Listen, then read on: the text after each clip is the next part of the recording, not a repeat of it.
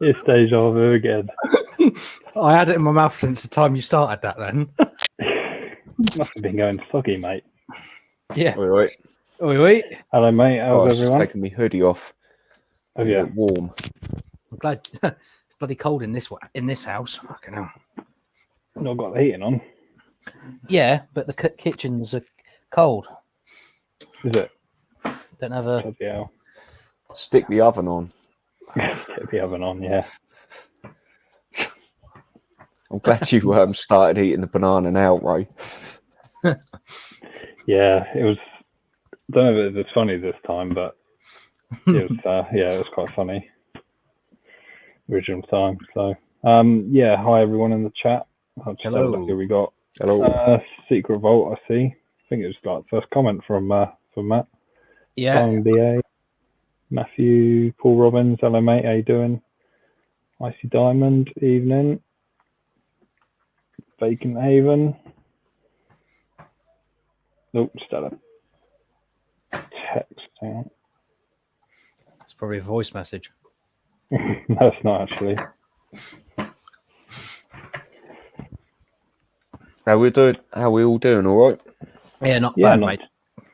Not too bad. So we did video each today premiere. So Ray did his Water Tunnel one.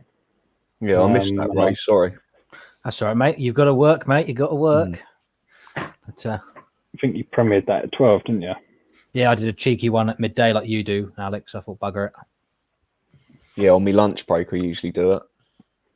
I was sat in Tesco car park. I was like, bugger it, I'll do it. Yeah, I usually make them. If I'm doing it at work, I'll make it under half hour.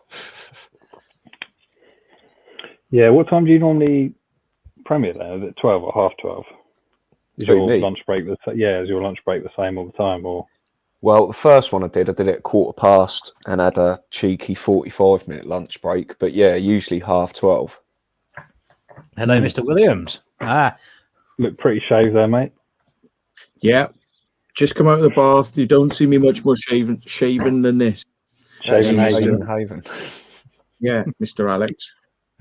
I do have to put my makeup on if you don't want to see my usual skin aberrations. But yeah, I'm not going to bother.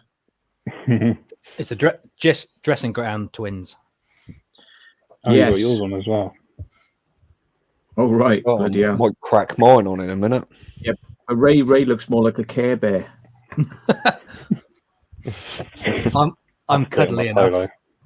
Hey, I've got to ask. You stuck the video of the cordite factory out. What's going on there?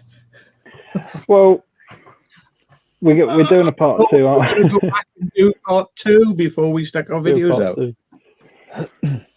I think it'd be alright on mine. Doesn't quite get the publicity it would on yours, so I think we're safe anyway. Royston Cropper's in. Hello, Royston. Did you did you see the trailer for that one? It's a cool little trailer, I thought. That ending was fucking funny. Which one's that? Which one's that? It was. I can't remember now. It was like it's Ray's turn now or something, and then that was like bend over or something, wasn't it? Yeah. Oh yeah, that's right. Yeah. Get back and watch it. Okay, no problem then. I'll just remember that when we agree that we're not going to stick these things out till we've gone back and finished part 2, that means I didn't think they'll just stick it out. Yeah, I don't remember. We didn't say anything about not releasing it quick, but we as he came out the personnel bunker, we said we were going to go back so we could all get in there. That was one of the things. Oh yeah, but yeah. Oh well, my bad. These lads, they're a bit keen. Never mind. Yeah, we've got people know what we do now. I might as well stick my part 1 out now then. Bloody hell. Right, I'm putting all mine out now. That's it. Yeah. 5 premieres in one day. Yeah. I've got another one coming out in a bit. It's actually uploading as we speak. I was going to say, Matt, you're banging them out at the minute. Yeah. About 3 a day. Yeah. just getting on with it. I don't know. I seem to sort of like a lot of the time I can't like concentrate on it, and for the last couple of days I just seem to have been able to concentrate on things. But I did have to go and do an explore yesterday just to sort of like boost me, because like when was it, Monday or Tuesday I did a few, and then I was like, oh, and I was like, I've got to do an explore, and then I did an explore yesterday, which was great. Now I'm like, boom again.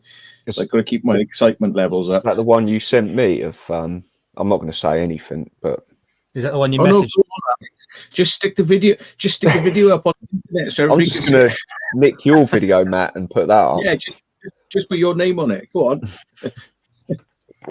on. Yeah, the cinema, good.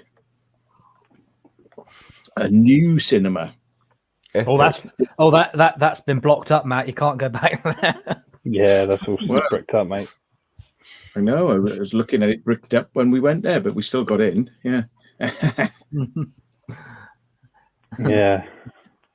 Yeah, so you did your ski centre one taken, didn't you? I did, yeah. Yeah. I thought The other day. So no one's I know getting in there, so no, I know the guys were on the panel, weren't they, that we bumped into? yes, yeah. Connor and Dale, they both were in my live chat on the premiere. But the workers went in, didn't they? Not long after we got out of that place. So yeah. When we went back to get the car, they were in there then. The van outside. Really, that quick? Yeah. Hmm. Because when we walked back to the car, I saw this person bobbing his head over the thing, going, "I'm over here." and then the van. But yeah, I would have liked to walked up on the ski slope actually. Yeah, I was gutted we didn't do that. To be fair, because those little sleds we found inside, Steve. Obviously, you were on the chair. I was on the sled. I was a bit disappointed with that office chair. I think the wheels were a bit seized up. It didn't quite have the effect I was hoping. I thought it'd go for miles, but were those sleds you found inside meant to be used on the toboggan outside? There is a video that was put out the day after we went, where they're actually using those things on the ski slope. I was going to say, if they're not meant, I would have still tried it. Oh yeah, definitely. Oh, like I say, we can go back there and go there if you on the slopes now. It's not like we can get in trouble for it.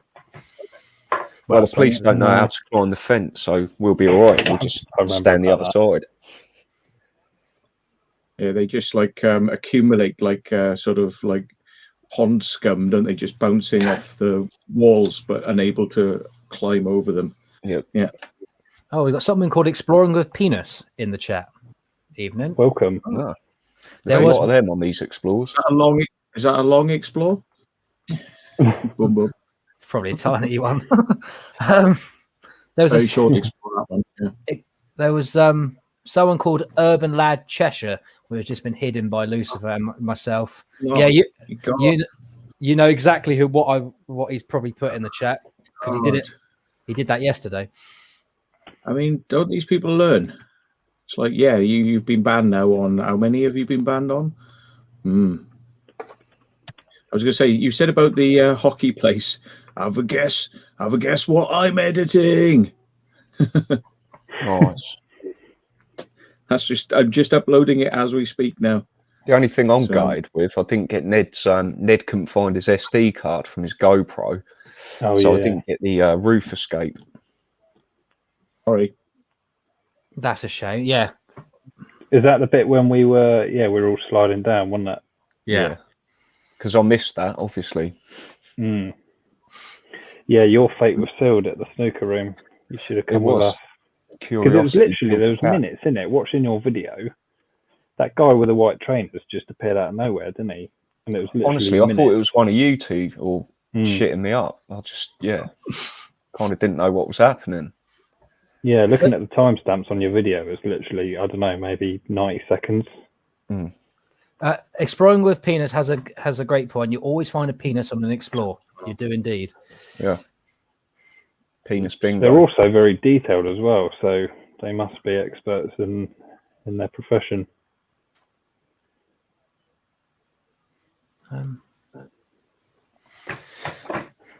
Yeah, they are from the toboggan run outside. I think Icy's near that area. So Yeah. cool. Because I was going to say, yeah, the point where you got caught by that bloke, because obviously as we were walking out, the alarms changed, didn't they? They did, yeah. See, because they went off, didn't they? And that's sort of lulled me into a false sense of security. But yeah, obviously, I think that was someone coming in, deactivating them. Yeah. So and I just don't know where any of you were at the time. So I thought, fuck it. We did tell you, didn't we? We were gonna make a run for it. And I should have followed you lot, but I was like, oh, Kudos Snooker Club, I'll go up there. Yeah, because I know you like your snooker, don't you? Oh, I love me snooker. Yeah, looking at your and video, I could have had a frame or two there, you know. Two big full-size snooker tables as well, weren't they? There was about five, I think. 4 or 5. And all the lights to them worked. We had all the balls, all the cues, all the rest. So I just wish we had more time there, that was all.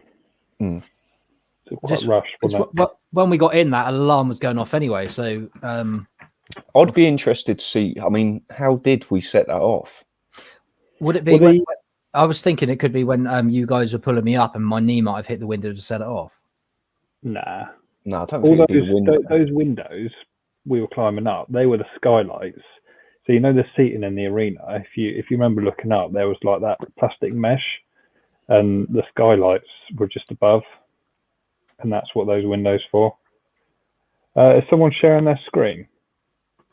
Oh, sorry. That's why. That's well, I thought I'd stop. That's probably why my audio is going mental at the moment. It's probably because I'm sharing my screen. I forgot I was doing it. No, I was just going to say I was. Hang on. Sorry, I'll bring it up now. There we are. Do you want me to add it now? There you are. You can if you want. I was going to say there's me video of the skating rink. I've been editing it. I finished it. It's on the upload. Nice. So, yeah. So then, including look, there's can we just get funny moment with Ray. Look, watch this now. Dead weight coming up. Yeah, it's like for some reason you were hard to pull up. I don't know what it was. It's just dead weight. I would not ascribe it. I don't think he could because he couldn't really do very much. It's just like you've been frozen. I was like in a lake. I was going to grab your arse crack and sort of keep pulling, but you know, I thought better of it. You could see my brain was ticking on it, and I stopped. Yeah.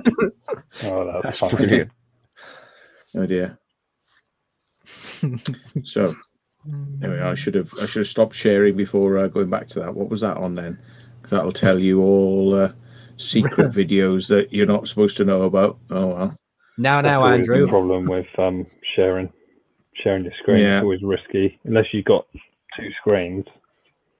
I don't know if you've got 2 screens, but I think you have. Actually. Well, I have, but yeah. It's always the same. Should before like clicking away from the screen because it's always what's behind it. Yeah. Oh well. Simon BA 0.001 effort on Ray's part. I will hang on. I did try myself before they did that, but my shoulder was trying to pop out his joint. So it's just like dead weight. They were pulling up. How much do you weigh, Ray? 13 stone. Probably a little bit more now, but so that's what I weigh, but I'm taller. So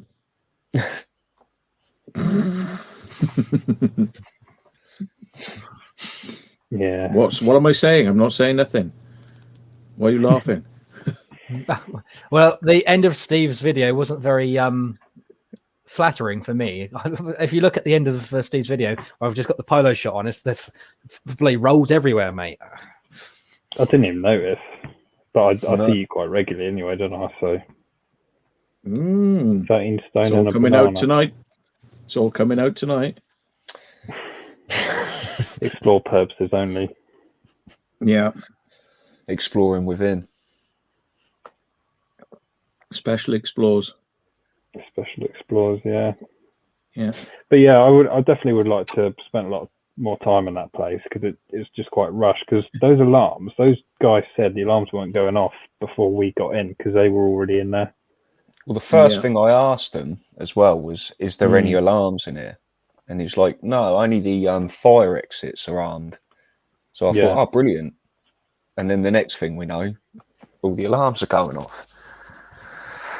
So I seem to remember, because I've just looked at it recently. So I mean, within the last hour, I've been editing it, and it seemed like we went in through that loft room, we came out, and then we went into this room where you could see light coming in from the windows. It was at that point we went into that room. That's when the alarms seemed to be going off, or at least you could hear them. But I think they started at that point. So maybe those lads walking around weren't giving off much heat for the motion sensors. And us fat bastards all came in, and we were emitting a lot of we were throwing our weight around, weren't we? Basically. Well, but I'm just surprised they didn't do anything to the cars when the police stand up. Obviously, we all parked out front of that place, and they were safe. Didn't do anything to them. So the police wouldn't really, unless they could identify them as being, irregular. They caught Vacant Haven, didn't they? So they were happy then because they caught somebody, and they paid for their Christmas party. Yeah. Still haven't received it. Give yourself to them, Vacant. You not received it? No, still not. Did they say how long it would take to come through? No, nothing specific. But to be honest, they turned out all right, them two. Like I said, if it was anyone more experienced or more mature, they were both quite young, the coppers. We only got sort of a brief glimpse of them. Yeah, they were just like, well, there's nothing we can do about it. But where have you come from? And that's when I had to say, like, about an hour out. And that was it. Got the notebook out. Yeah. So most of the time was taken filling out a COVID form. But that was exciting stuff. Oh, yeah. Yeah, but I mean, it was enough good time to get away. Well, yeah, they must have been literally. So the police were there as soon as the security guard escorted you out the front door. They were there straight away, were they? So they must have been talking to you at the point we ran past. Sneaked past, basically. Yeah, you went to the other end of the alley or the tunnel area, didn't you? Yeah, we saw them through the tunnel, and they were happened to be looking down at their paperwork or talking to their colleague, and just happened by chance not to look up and see us. And I was like thinking, like, I told them, like, I'm on my own, and then I'm just getting phone call after phone call after phone call, and I'm thinking, just leave me alone a second. And then I'm texting, like, stay away. Yeah. It was good fun, wasn't it? Good times, mate. We had a lot of running that day because we went to that explore beforehand. Yeah. What's the deal with that one as well? Just so we don't get our wires crossed. Are we releasing the quarry video, Matt, or are we leaving it because we want to go back to do the I wasn't going to say name it, Ray, but I'm having trouble hearing you. Hang on a sec. Well, it's up to you. I mean, the thing is, I think we can still go back to these places anyway, but didn't want to give any. I don't know. I was thinking about it the last couple of days anyway, because I was thinking, maybe it don't matter so much because some of these places, they're not all that exclusive. Like, anybody could go to them if they wanted to. These particular ones you're talking about. On the propellant one, I mean, it's so vast and open. It's not like an exclusive. So that was kind of my thought behind it. I mean, if it was something a bit more, then Well, now we said that, I've just uploaded mine. Yeah, but don't do the Wales base. No. Don't do the Wales base. We're okay. Wait for the okay from you for that one. Cool. Are you doing? Is that happening in the next few days, by any chance? Hopefully, Taffy's got his bike coming, his scooter, and that should be there by Tuesday. We're hopefully going to do it in next week sometime. So yeah, once we've done it, I mean, at the end of the day, I mean, we filmed everything there. It's just I didn't want to tip their sort of like hat to becoming more precious on running around doing security there. You know, if we're going to go back and royally take the piss, I just think we were lucky at that point where we had to jump in the bush. I mean, it could have been. I mean, we were lucky, yeah, but it could have been. It was just some people who were training, you know, and they wouldn't have known what to do with us because they weren't necessarily security. They might have been like, "Oh, you can't be here, oi, oi," and they'd be like, "Oh, we're off now." And it'd be like, "Oi, well, I'm going to report this," and they probably wouldn't have tried to stop us, you know. Yeah, I got a feeling they probably saw us anyway because we weren't wearing the clothing that could hide us. Really, I know we were wearing dark stuff, but it kind of would have stood out. I don't that's think why I always wear my trusty Exploring Within blue. If you noticed.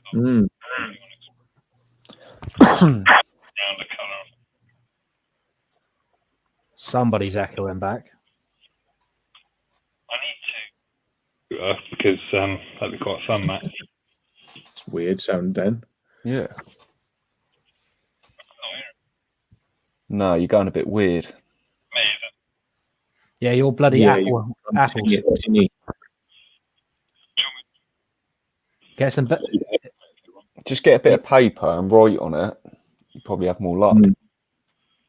Semaphore flags. It's really tinny. Right. Yeah, just go and get your other headset, Steve, because I did say before we came on. So, are we going to bring a costume change for tomorrow? I don't know, what, to superheroes or something?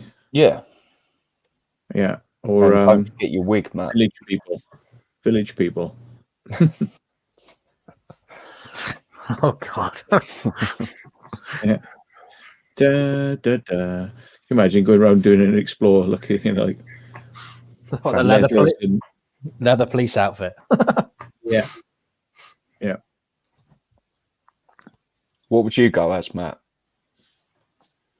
I don't know. Maybe a we could go as like one of those what do they call them? The stage horses, where you have like one person in front, one person in the back. Yeah, we could have two horses. Yeah. Kind of. I don't know. Hi, Sean.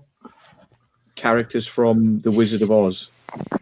With the Tin Man, you can be the lion. No, Ray will be the lion. The Tin Man. I'll be what? Because I need courage.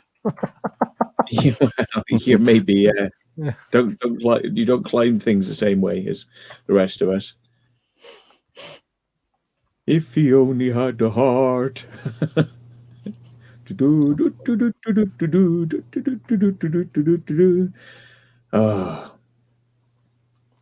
I was thinking about you when we were doing that cinema, climbing up the glass to get in there, like Spider-Man, and it was like shit.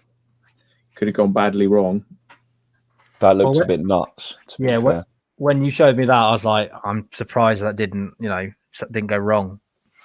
Yeah. With all the glass that was broken, and we were climbing up the glass, and there were shards of, razor sharp glass, and my foot was going down in between them as I was trying to sort of like walk by not rubbing, because you could even cut yourself without realizing it just by sort of like that, just by moving your foot. Yep. Is that better? Yeah, that's better, mate. A lot clearer. It's not the best looking thing in the world, but sometimes the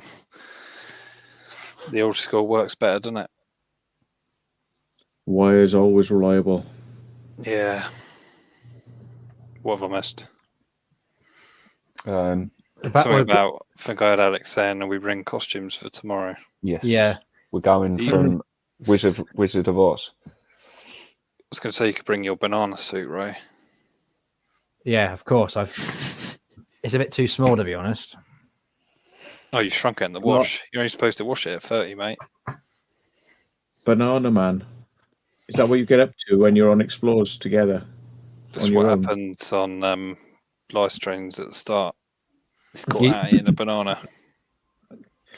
Yeah. They were deliberate. Well, yeah. First one might not have been.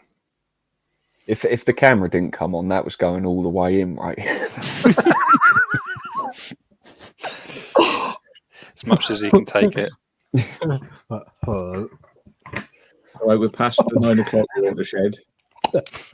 We are, yeah. I've marked this video not for kids on the YouTube details as well. well, none of our channels are for kids. No. No. They say you should mark it not for kids, even if it's like completely harmless. I think you're only supposed to mark it for kids if it's actually kids content. I'll tell you what, I had to edit out a lot of the video I was going to put up on Sunday of me, Matt, and Claire. Oh yeah, I had to edit a lot out of that. Is that a stream or a video? No, it's a video. I was going to premiere it, but I sort of asked Matt, and he was like, "No, we'll go back. There's more to do." But there was a lot of Jimmy Savile talk in that one. How was that? In one of my videos, there's some Jimmy Savile talk as well. I can't remember where we were. I think we were in the church actually.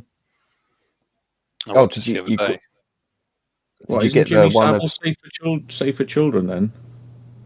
Well, the comments you were making weren't, Matt. Okay. Oh, I think you were a bigger risk. right. Thank you. Okay. No, not like that. Oh, right. Okay. Yeah.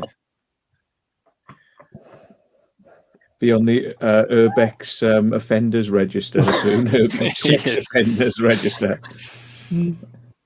Urbex offenders. Yeah. Oh, So I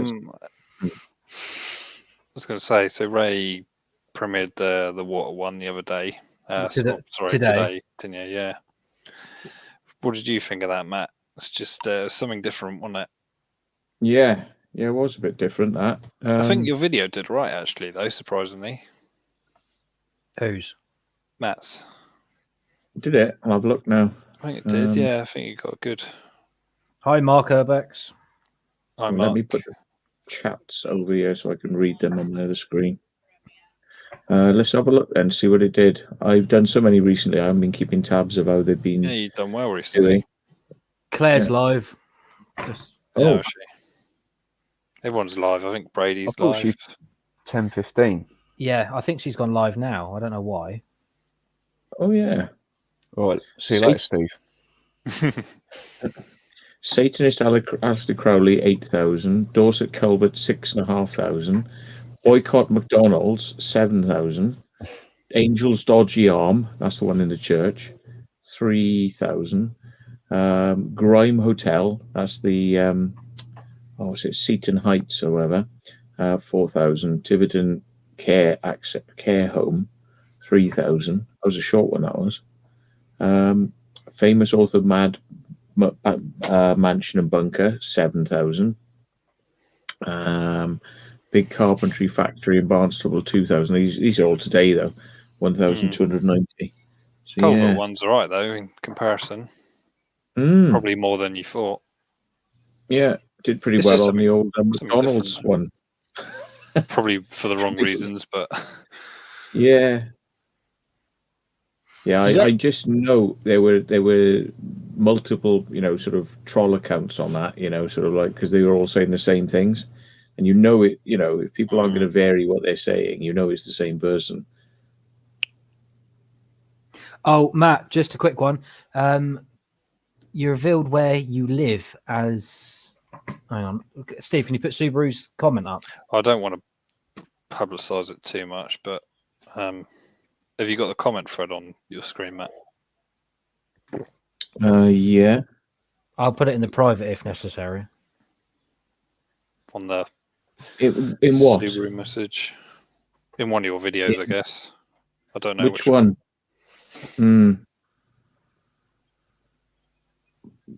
I mean, I've told people I live in Market Lavington many times, but did you have anything on your background when you shared your screen just a minute ago? No, Subaru was saying that in my premiere earlier, so it's before this stream.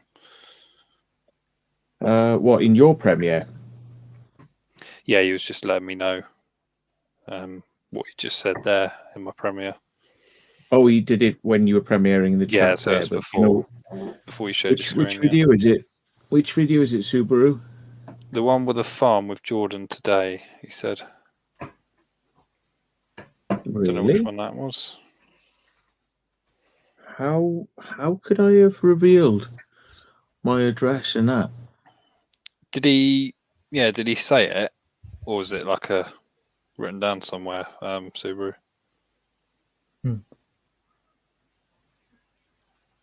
He said, "Well done for telling everyone in the chat."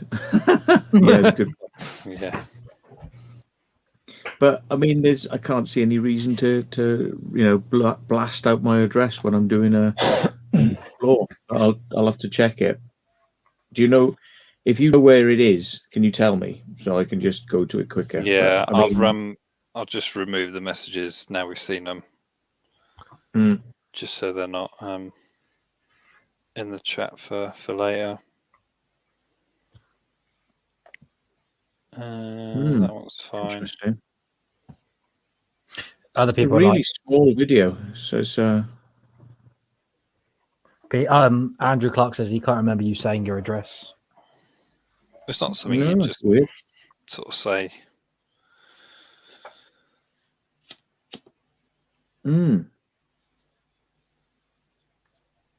Got another He's one not on coming about the fact that I put the location. Oh yeah, I've just come on very quickly. I thought you just gone live. Ray said. Yeah, no, I've got a live premiere at 10:15, a really haunted location, but I popped on. I'm not actually very well. I've been really ill. Got tonsillitis, so. Oh shit! Oh shit! That's a bummer. I don't sit down though. I've been running around all day. I don't have a chance to sit down. That's just my life. But I come on just to say hi. You've had coronavirus, now you've got bloody coronavirus, and you've had bloody tonsillitis. Yeah, it's because I'm run down, Matt. I don't sit down. Shush, I'm on live. I run down and I don't sit down. I never have a chance of, I'm one of them people that just is always on the go. But I thought I'd come on and be polite, quick 5 minutes and shoot off and let you guys get on with it tonight. But that's all right. Just be polite because Ray sent me over the info, and every time he does it, I'm like busy running around. I don't want to be rude, so what? All right, my daughter's complaining. So I've all been to the chip shop and to get dinner because I can't bother to cook. So yeah, I'll go out. Are you coming on Kaylee's Explore thing on the weekend? Don't know about that one. What was that about? I didn't, because I thought you were in touch with her now. Are you? She's not messaged me about nothing. Oh, okay. I'm not. Would you like me to suggest it? I think. What is it? Alive? No, going to explore some buildings. Because I'm going with Gav Sunday. That's right. Yeah. I think me and Lo are up somewhere Sunday, and I'll probably still go if I'm not feeling well because that's what I'm like. There's no time to sit down. From the other day. The thing is, they say when you're ill, sometimes the best thing is, isn't it, Matt, to run about because you just forget about it. Yeah. I don't like to sit still. It makes it feel worse. Plus, I'll be right in a few days. I know I've got antibiotics, so I'll be fine. I've got like 2 weeks worth. Make sure you finish them, Claire. They're penicillin. Yeah. I'm always getting tonsillitis since I was a kid anyway. So I have a problem with that as well. So fucking kill it. I get it on one side of the throat, not both. Yeah. And it's just since a child, always had it, always flares up when I'm sort of run down. But yeah, just get used to it. Have you not got to the stage where they just take them out, or? No, mine aren't bad enough, and I just get on with it. I don't care really. My daughter had them out, and her agonites. Is it not voluntary? Do they only take them out if it's? They only take them out if they got pus in, and mine don't get the pus in so much, but I get the fever. Yeah, and also if it affects your work and stuff, and you're always having time off work, then they'll take them out. You have to be quite ill these days, but they don't class. When I was younger, I was in hospital with it. I was really bad, but they didn't do it as much, and they wanted you to get older. Then when I got older, I just never really went to hospital because I used to deal with it and put ice packs around my neck. But Mm. I'm used to it. It's, you know, you just get Tonsils on with don't do very much, do they? No, it. They I don't don't do a even lot. know what they do. No, it's just part of our history, isn't it? It's like the appendix and tailbone we've got and all that sort of stuff. The Just don't need it appendix was anymore. when we used to eat, I don't know, grass and Plants, stuff. wasn't it? yeah. They don't like to do now. I was lucky. I had an operation on my nose, free operation, because you know the sinuses, when they had to drill through mine twice to drain everything, and they don't do it now on NHS. They like you have to be, I think, really, really ill, but they stopped doing it. It's sort of really hard to do now.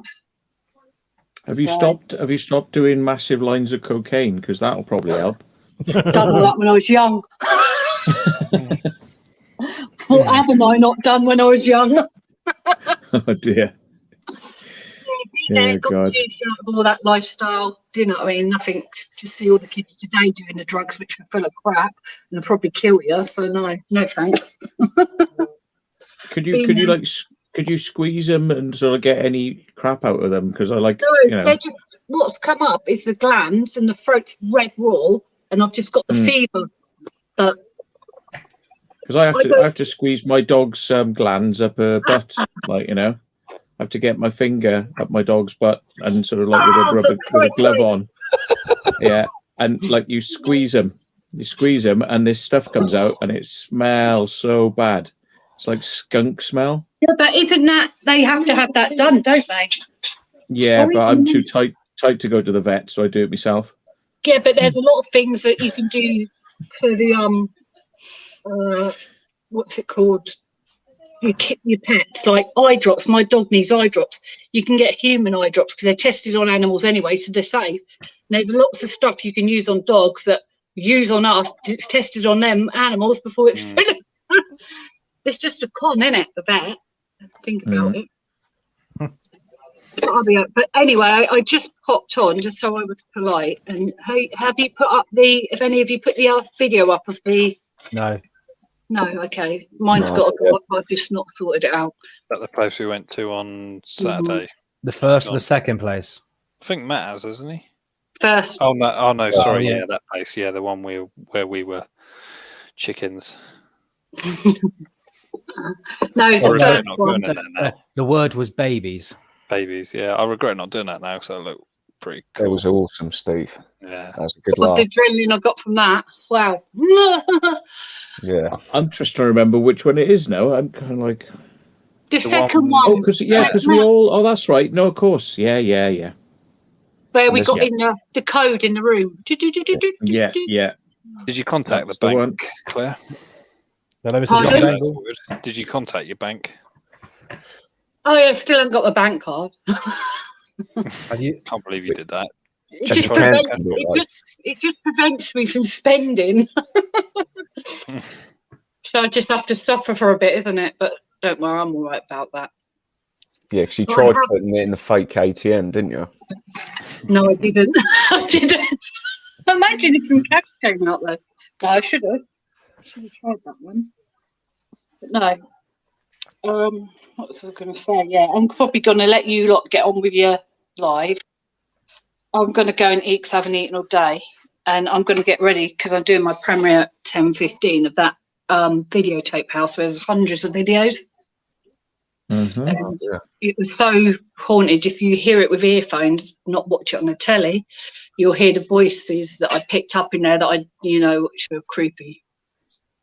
Yeah, check that out. We all ran out of there because it was just going off. The activity in there that I've not experienced in many places in 10 years. And I said that I'm getting out of here. And I actually did a protection prayer afterwards just to make sure nothing came with us. So I had to, because it was quite a low malevolent entity I picked up in there, which threatened to kill us. So there we go. Oh, dear. Yeah, stay safe, Claire. Yeah, so I just come on ready to be polite because Ray's always sending me these things. I'm always saying, "Oh, I'm busy." So I thought if I come on, He's showing his dressing gown off. He's making sure nothing gets shown, mate. So Look, I'll guys, mention to Kaylee about the weekend, and if any of you lot want to come, I won't sort of What day is it, Matt? sort of Saturday, 11 o'clock. I'm Because I wasn't sure. She only confirmed to me the time Cheers. today, so but yeah, it's not a million miles away, but I can't stop all day because I'm gonna leave the dog in the house for a few hours. My mate's away, so I'm gonna sort of go up, do it, a few hours, come back. So Yeah, I've not heard from her, but have you read what's in the private chat, Steve, from Subaru? Yeah. There were some I've horrible messages the other night in the chat, weren't there? I think there's some funny ones the other night. I think we got an apology mat in there. I don't know if you see it come up. oh, who did that? Haunted Coachman. Oh, right, was it? So you told him off. I think he left some comments on that. Was it the McDonald's video one? And I thought, hello, who are you mates with then? You know what I mean? It's like, bloody hell. I got loads of abuse, but we got an apology. So if he's watching, he'll hear this now. He's not here yet. Tell you Doesn't one like person. it. Tell you one person I haven't seen in the chats or on live streams lately is Random TV. Him earlier on the channel. Yeah. I blocked him on mine because he was being a little shit on that McDonald's video. you two don't get on, do you? Talking right down to me, going like, oh, you shouldn't be doing that to that poor kid. He's just doing his job and he's doing his job well, and you're out of order. And I'm like, Jesus, who the fuck do you think you are? It's like, fuck off. Excuse my language. But I actually like that kid because at the end, Matt, he turned around and he said, oh, yeah, I subscribe to you. I loved it. Yeah. But did he? Did he subscribe? Alex has taken a break, apparently. No, he's probably got about 300 accounts going like tick down, and got all his mates and, to sort of go, no, he's a brilliant boy, he deserves a raise. And there's people on there going, I know him and all this shit. So it's like it's him and his mates and his mates and all that crap. And it don't make a blind bit of difference because the point is that McDonald's don't do it in any other restaurant. So why is this one going to be fucking special? Yeah. I think that might be one for you, Claire, on the screen. What's it saying? I can't read it. I'm away from the these. place with the water buckets upstairs in the bedroom. Not quite sure what that's in regards to. Oh yeah, what's he on about that? Not sure. Is that the place with the water buckets upstairs in the bedroom? I haven't done. No, it isn't. The one that's going up on my channel is not in a minute. No, it's videotape house. It's nothing. There's no upstairs, but I know the one he's on about. I've done that one. I did no paranormal in there. And it's still owned. So that actually in abandoned. There's someone that's looking after that one. I've done that one. I know the one he's on about. Evening, Tinks. How you doing, mate? What I'm going to do, guys, I'm going to go. I'm going to eat because I haven't eaten all day and I've got my kids here. And my other daughter's turned up. I've got a house full, so I need to sort these lot out. And then sort my premiere out later. Because normally I forget my premiere. So they go up and then I think, oh no, I missed my own premiere again. So tonight I'm not missing it. That's how scatty I am. That's how scatty I am, though. But yeah. Hopefully it goes all right. Yeah, I don't mind because at the end of the day, it's videos for me to remember, my content for me to remember, and you've got to look at it that way. I don't get a lot of views. At the end of the day, I'm happy putting it up. I've built up a few more subscribers. I've been doing really well actually on my own without Matt's help. I've done really well. I must have got about 80 on my own since Matt helped me. So it's, I'm getting there. Yeah, done well. As long as you're happy, that's the main thing. Yeah, I just enjoy going back, looking at it. And then if you don't get much, you can always go back, go, oh, I remember going there. And it's nice to have it there for memories. That's what I think. So, because you do forget, don't you? You go to all these places and then you think, oh. I don't know what. Just a quick one in the chat. Something's kicking off by the looks of it to do with Random TV and Subaru. I don't know what. Hold on. Is it? Yeah. I think it was to do with something that was all over Discord the other day, Alex. If you saw that. Oh, Yes, I did see that. I don't get involved in that stuff. Right. I don't know the guy. No, No. I'm gonna go, and hopefully, All right. if you're not on live, everyone can go over and have a watch. But if not, you can catch up later. I'm not bothered as long as I've got it up. I've got it off. I'll check it out can- later, Claire. Yeah. Yeah. For sure. It's better with earphones because there were voice like I picked up in there later on that I didn't even know. And this place was in the middle of nowhere. There was no one around. We thought someone had walked in the house. We just stood there and froze because we were like, the shock of hearing someone when you're in the middle of nowhere and you don't expect no one to be there. That's what it was. We just stood there like that, froze. I got out of there. I shut down my board and I was off. So, but yeah. Anyway, I'm going to go. Everybody, All right. Catch you later. Yeah. Okay. See you later. have a good evening. Bye-bye. Look Bye. after yourself. Right. Yeah, thank you. Cheers. Bye. Bye. Right. It's better with four landscapes. It went a bit weird, didn't it? The Fits layout. nicely in the screen, doesn't it? Like that. Mm. Yeah. So, Where were we? is there any plans to go back to that place then? We did the other day, the last one we did. Apparently so. Yeah. I mean, which one? The the one that you didn't come into. Yeah. I've got That's a the great one, bit yeah. on that video where you lot said you were walking off and we're sort of exploring and we look back and you all just stood by the fence in a big group. I Hello, sort of Mr. zoomed John in. Bengal. Hi, John. I reckon it Hi, would how be you worth doing it. I do reckon it would be worth doing it because, I mean, there is a massive bunker there, and we know that you can definitely do the bit that we did easy. So if you want to do it, if we go back and you do that bit, and you are not too sure about the mad bit, just retreat at that point, hang around by the fence line, and keep an eye out for us. Yeah, me and Matt You will know, go to rest. and we'll go in and sort of see what's happening. Sounds like a plan. It did look, seeing some of Alex's video, it did look pretty awesome, especially when you went in the, well, without giving it away, Yeah. the mode of passenger transport, should we say? That's where I had to cut a load of stuff out as well. Did look like a cool place. Yeah, we could see it all. We were walking around the perimeter and we could see these props, if you want to call it props. We could see it all. We were thinking, there was that looks cool. Because there was quite a lot of Mercedes Sprinter vans, the armored police vans that we could see from the outside. Yeah, we didn't get that far. Did you not? No, we sort of, without saying too much, we sort of got a bit scared and retreated. Yeah. But I don't know how more further it goes in. Well, if walking around the perimeter, there's not much more you could have walked, I don't think. Okay. Yeah, I think that was pretty much the edge of it, wasn't it? I'm going to have a We look saw now that. on the maps. Yeah. Yeah. It looked bigger than that when I was flying the drone.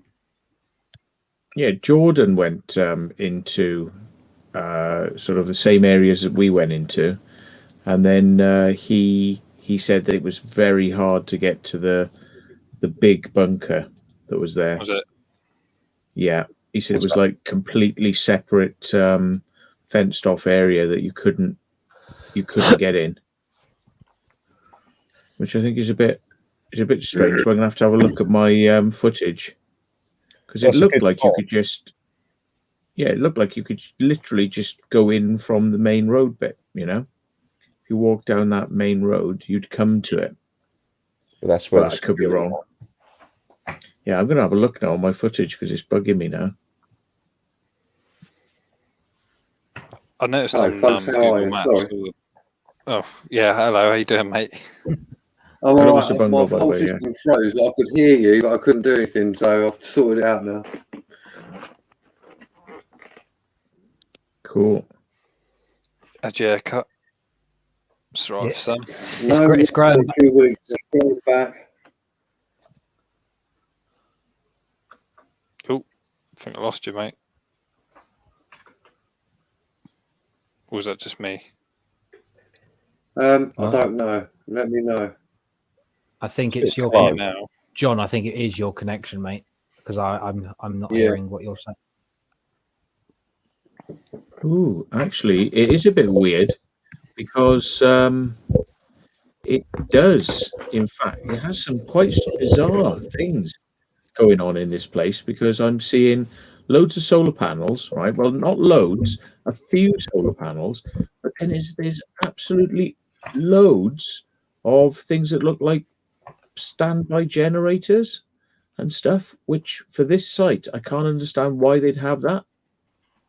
It's like 1, 2, 3, 4, 5, 6, 7, 8, 9. 9 massive outside standby generators. 9. When one would probably do it, and they got 9 outside this bunker that is supposedly not used anymore, and it's got solar panels and it's got 9 standby generators. What's that about? Backup power, clearly. Why would they need it though? Why would they need backup power unless this is being used for something quite high level? It doesn't strike me as something that is critical for an operation, does it? Unless there's, like you say, something more sinister going on, probably underground. They all seem to be surface. Is this one you're on about, Matt? Is that an actual underground? Yeah, the bit that we went in is all on the surface, including the bunker we went in. That's a surface bunker. Yeah. This other one is an underground bunker. Ah, right. Okay. Not incredibly deep, but it is underground. Yeah.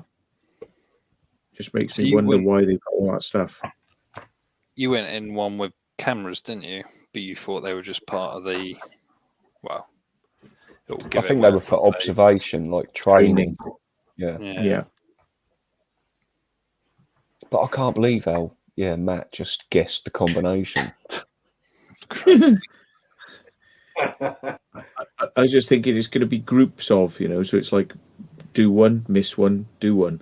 And that was it, which happened to be 1, 3, 5, and it worked. So.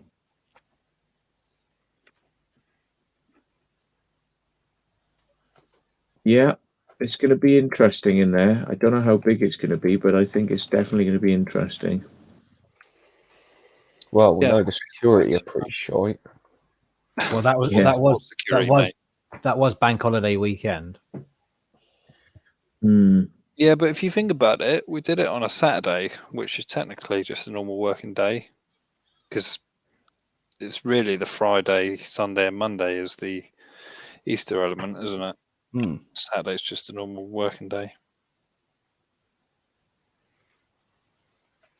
But yeah, I'd definitely probably go back there.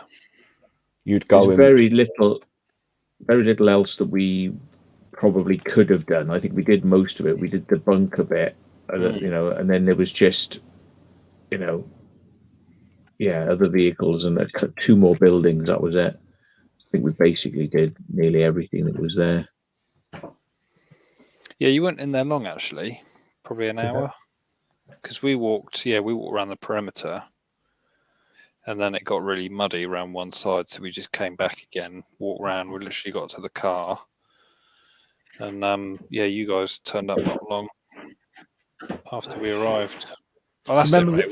We had to bring the car back down, didn't we? Because we were in the other car park. Yeah, because when we come off that track where we were walking, Lowell went, when he was heading back to their car, it looked like the gate was locked. It did actually, yeah. I thought they. And he was like, shit. We did. We came out of there and we thought, have they locked the car park? But obviously, it was a bit further down, wasn't it? Yeah. That would have been fun. Yeah, there is a big fence there, but I think you could probably take a ladder in to get over that. How big maybe are we 2 ladders. It's about 10, 15 feet high. That's right. I'll just parkour over it. You probably and then we'll drag Ray over. Drag him by each arm. Now I'm not in any pain at the moment. Yeah, you weren't too good, were you? You weren't. No, I don't know what the fuck that was on Saturday, but I think I just strained myself at work, and I thought I did it yesterday as well, but there's been no pain whatsoever today. So I think I'm back. Well, it's as normal as I can get. Yeah, no suspect lumps or anything though, Ray. No, It's not No. hernia or anything. not. I thought I felt something when I was getting changed at Winchester Services, but That was your knob. Right, fuck don't off. give away locations. Well, Winchester Yeah. Services. Oh, is by now the all- way, sorry, Subaru, no problem. If that's what it is, that's not a problem. That's not a problem at all, mate. Yeah, don't worry about it. Yeah. Yeah. but, It wasn't what you thought it was. Just put it like that. take a trampoline. Yeah. Oh yeah, you could take a trampoline and bounce yourself over. But then we'd have to clear up the mess the other side. And that's too much paperwork to deal with, so Well, from what we saw in there, they cut all the barbed wire off. So is it's that actually in literally the compound? I'm not too sure where Matt's talking about, but the perimeter of the main secure. Oh bit. yeah, that was easy. That was easy to get into because it was just all open, wasn't it? Holes in the fence. Well, we walked around the perimeter and we could see like loads of holes and stuff in the fence, so it's obviously quite a regular thing. People, Yeah, trying to we get got in in a and hole stuff. in the fence, and the gate was just open. It was, yeah. Well, you just got to. That's what I mean. You just got to know where to look, haven't you? Scout it out. It's just that reconnaissance bit initially. And what we saw was there was another perimeter fence once you got into it. Did you have to go through that one as well? Yeah, but the gate was already open, so Oh, okay. Makes it easy. Well, there was two levels because when you came in from the road, there was a very basic fence which people had gone into. And then when you get in from that one, that's the serious bunker. That one had quite a serious fence around it, but that was adjoining the insecure part of the site. So if you keep walking, that secure fence became an insecure fence, and people had gone into it again. So it was. But the big one was still fairly secure. So yeah. People probably boring people's senses on it, going, "What are they on about?" yeah. But it's going to be good when it comes out. It's epic. Yeah. I can't wait. I guess we can. Yeah. It was good from what I saw. I guess we can talk about the nuclear bunker in that guy's garden or backyard. Yeah. That was an That epic. was brilliant. That was an epic find. Didn't Benno do that one? If I saw it on his channel. Yeah, but I told him about it. Ah, right. He got Yeah. that video out there quick. When are you two putting your videos out, Steve and Ray? That'll probably be my next one. But I will be. Not any time soon, I don't think. I've not even touched it yet, edited it. I think the only one I've got left to edit is that one we're talking about, and what else did we do? And that water tunnel one. That's the only two I've got left to edit. Well, I got that water tunnel one out now because it was just a quick and easy one to edit. Because I want to do that UCAP one for my next one, but I've just got to make sure I take the right things out of it. I think just maybe watch either mine or Matt's and see which bits we cut out. But it was mainly just, I think the main bit is the stairs, the entrance bit where the bar is. So once we entered the firing range, just start it from there. Right, don't do it, mate. Yeah. The only bottle opener I've got. But yeah, I can't believe you haven't even released yours yet, Ray. No, I've been putting off because it's such a long video. With an awesome outro. With no fucking outro. Oh, yeah. I might do it in the garden because it's nice and dark out there. Yeah, make it look like it was seamless. The thing is, though, these long videos, you have got to watch all of it before you put it out because you've got to look for bits to cut out. Like, I don't know, from giving away anything or. Icy Diamond's been craving something. Toby Carvery. I'm there with you.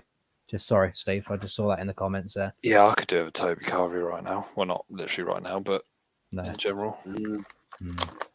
Anyway, yeah, because obviously there was a couple of the videos where I've had to watch through again and still didn't see parts I've missed. Like I think it was when Moncton Farley. I've watched it, made sure there's something covering a certain item in the background, put it on YouTube. Luckily, I've seen it before the premiere because I've gone in and put a blur where I needed it. Thing is, it takes hours to blur it for it to process. No, because the Moncton Farley one was so short. It was it did it before the premiere because we were out exploring when the premiere hit. Because I went back in there and checked it before. And there was the Surrey tunnels that we went to. There was that bit I had to cut out in there. And I not once, not twice, but 3 times did I watch that through to make sure that certain thing was taken out. I think the one you messed up most on was the London one, where I literally said to everyone, "Don't forget to cut this bit, guys," and then you just left it in your video. Was that when we went up the stairs and out back? Yeah.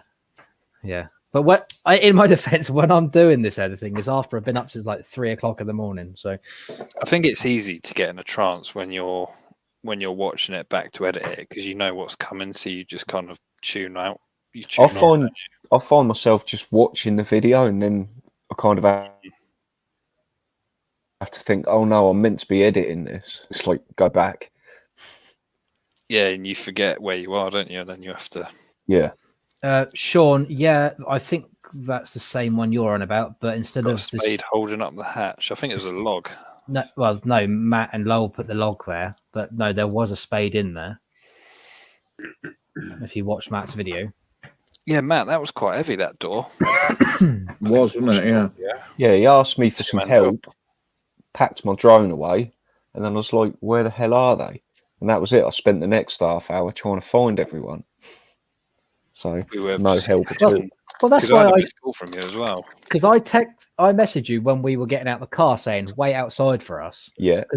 And then I didn't hear anything from you because you wanted. Well, no, you didn't say wait outside. You just said wait for us. There was no specifics. So I thought you'd come up the way we did. But you got in there a different way than we did. Yeah. So you came over the gate. Yeah. We went in the main entrance, actually. Yeah, we went in that way. Where on the way out, we just went the way you went in. Actually, yeah. So much muttering underneath my breath.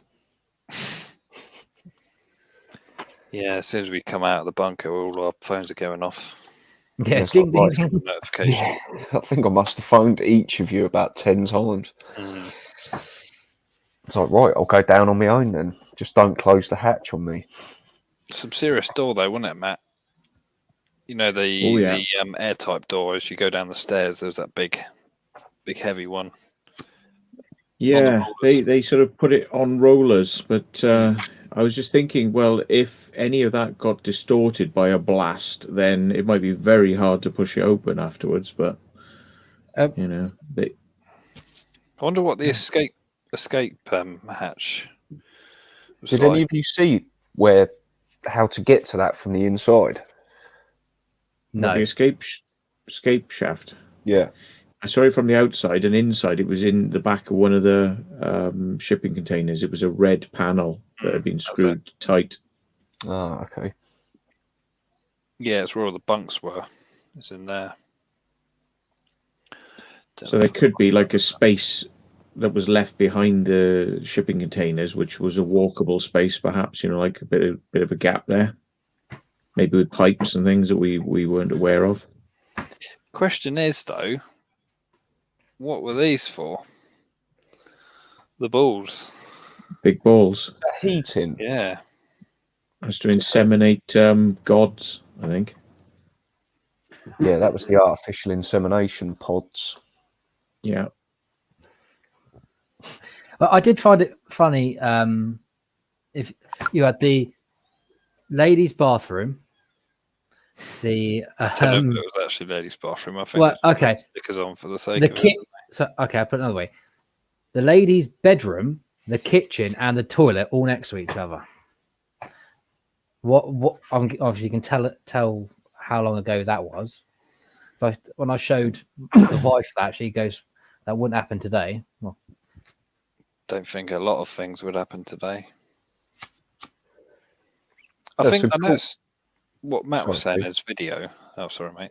What Matt was saying in his video is a lot of the food didn't have dates on, so I was guess that looking wasn't for a it to see legal where they were requirement from. back in the day. Yeah, nothing had dates on. The that's drugs right, that's right. didn't. Apparently, Nothing did. Sean in the chat says the balls were for water storage. They seem quite small for water storage, and why would they be round? See, I thought it was heating system, but Don't know. I don't know how cold it gets underground. Why would water tanks be that shape though? Just having a look. So it has got like pipes. You probably can't see it that well, but there is like pipes coming out the top of it. So I don't know. Hi, Brady. Hi, Hi, Brady. Sorry, we've been clashing tonight a bit, mate. Hi, Brady. But yeah, maybe they were something to do with water. I don't know. But even the ventilation system, the crank to wind that up, there was some resistance on that one. I know Matt was winding it. Yeah, I think they're meant to be electric powered, those, but I couldn't see where the motor was. If it was in there, I couldn't actually see it. But I think they are supposed to be like that. God, it felt like there was a spider walking on my foot then. Shit. You probably still got some of the ants from last time. Oof. Oh, those ants, those spiders. That spider was massive in that little concrete hut thing we went in. Yeah. Was there iodine tablets, Ian said, in the bunker? No, that's what I was wondering, why you didn't have something like that. A lot of disinfectant, though, wasn't there? You'll be able to brush your Yeah. teeth for ages. There's like Yeah.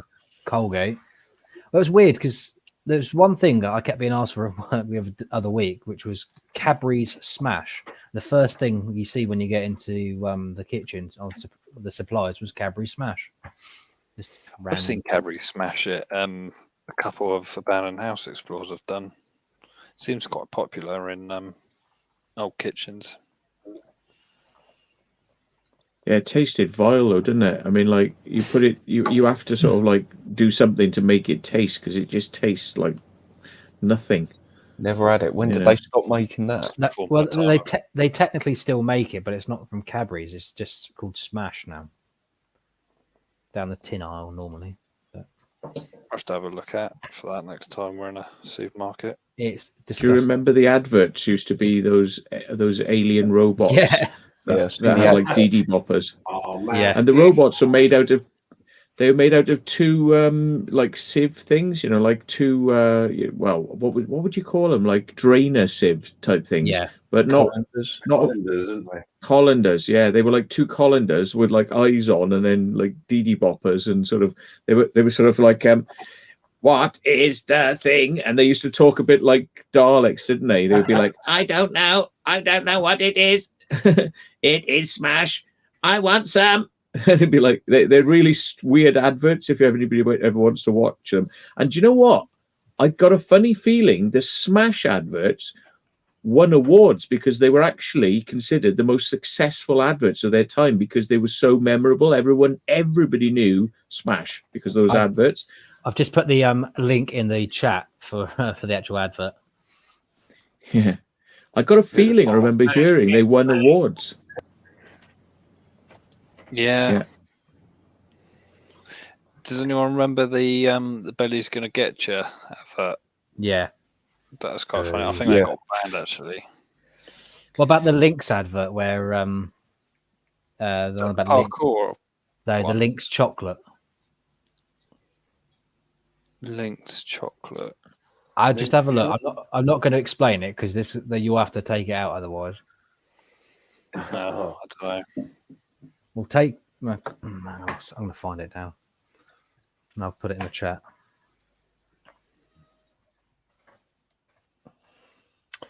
Right, I'm going to leave you guys to it because I've got work in the morning. That's all right. Thanks for coming on, mate.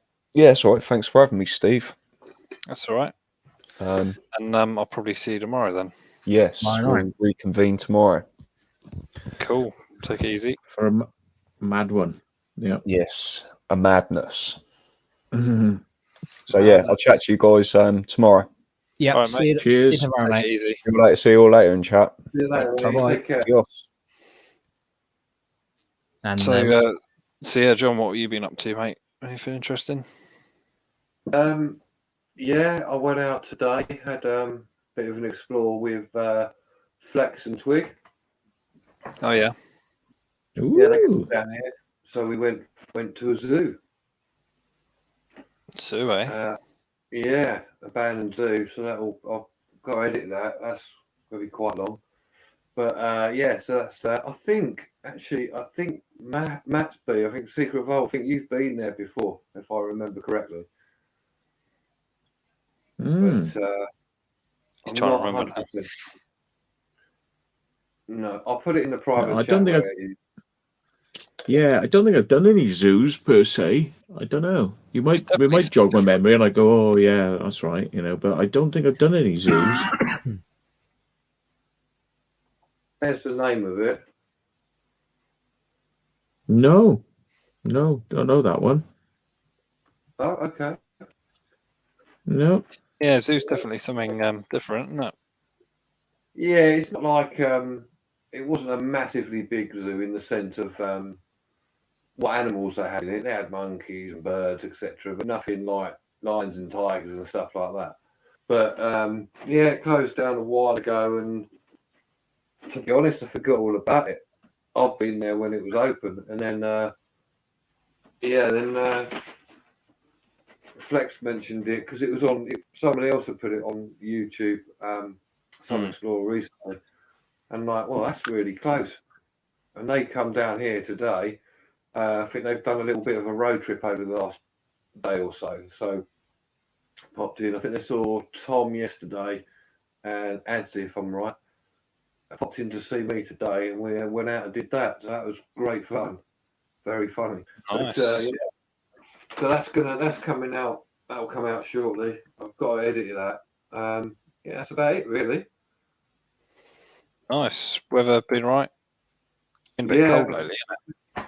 Yeah, it's proper cold this morning. Yesterday was like -2, I think. it was cold. But then it warmed up. I'm out in the old, out in the sticks, as it were. Everything on. I'm just getting too hot. I'm walking around going, why have I done this? It's too bloody hot here. Just having to strip off.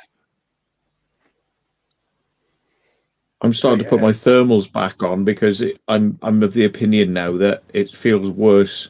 If you're too cold, it's just not on. So I'm putting all the thermals on, and when I get to the place, if it's too hot, then I just take it all off. I'll just sort of strip off in the back of the car and just get out. But if you don't have them with you, it's like walking around. It's been a bit miserable, sort of. It was quite nice the other day though when we did the propellant and the cordite thing. It's quite a nice day that. But I took my thermals off then because I realised it was like just a sweltering day, really, wasn't it? Yeah. I think as soon as I climbed in that bunker, over the soil, I think that's kind of where I got overheated a bit. So fleece stayed away from that point. Mm. But that was a so now the secret's out. Have you seen that cordite documentary? Not yet. I started it, but this is I got about 3 minutes in, and I kind of got bored, to be honest. But I will finish it off. It's a little bit twee, It's a little bit twee. I think I've seen part of it on YouTube before. If it's the same one, just sounds like they're covering stuff up or just not reporting it. From what you said, Matt. Well, yeah, because they sort of focus on the area that we originally went to, that road with the houses on it, and stuff that's just by there and by the railway. And they basically try to sort of say, well, that's it, folks. All that's it. Well, it clearly isn't, because they then mention the observation post, which is that little sort of hat thing, in the forest. The wizard's hat, yeah. They mentioned that and show some photos, and it actually looks really impressive because they had like rows of telephones and teleprinters in there. I thought it was going to be something else, but apparently it was a communications bunker. And they mention that, but then they don't sort of go wandering off into the forest showing you everything else. And there's absolutely stacks of stuff. They mention the reservoir, but don't show inside it. They show photos, but then they don't really talk about anything else. And the whole forest is full of stuff. You know. Well, I think So we it's only just- covered maybe just over a third of it. We need to do the other side, don't we? So that'll be a. Without you slitting your wrists again. Yeah, it's healing nicely. I got some saline from the pharmacy. I went to the pharmacy and was like, "Have you got any saline for this?" I pulled my sleeve up, and she was like, "Ooh." So bloody hell. Lockdown got to you, Steve. Yeah. Well, I shouldn't. I just get TCP. I stick TCP on neat. They say you're meant to water it down a bit. I don't. I just chuck it on neat. It stings. It's good. But I mean, yeah, it's healing. I think I might bandage it for tomorrow just so I don't catch it on anything. My foot's fine from that nail I stepped on. Other than that, I've just got a few scratches and stuff and all the bushes. How did you slice your wrist? Being impatient. Well, yeah, caught it on a metal fence, basically. Oh. You can't help it sometimes, though, can you? I mean, if you're going to do stuff like that, it's going to happen. Whack me finger today on, like you get the branches and they're just really bendy, aren't they? You know, I pulled one back and then it just flicked. In fact, it flicked and whacked me straight in the nuts as well. But which wasn't good. So I'm going, my finger. And then all of a sudden, a little bit of other pain going on. So that sort of helped tie down the finger. But it happens, doesn't it? What can you do? Yeah,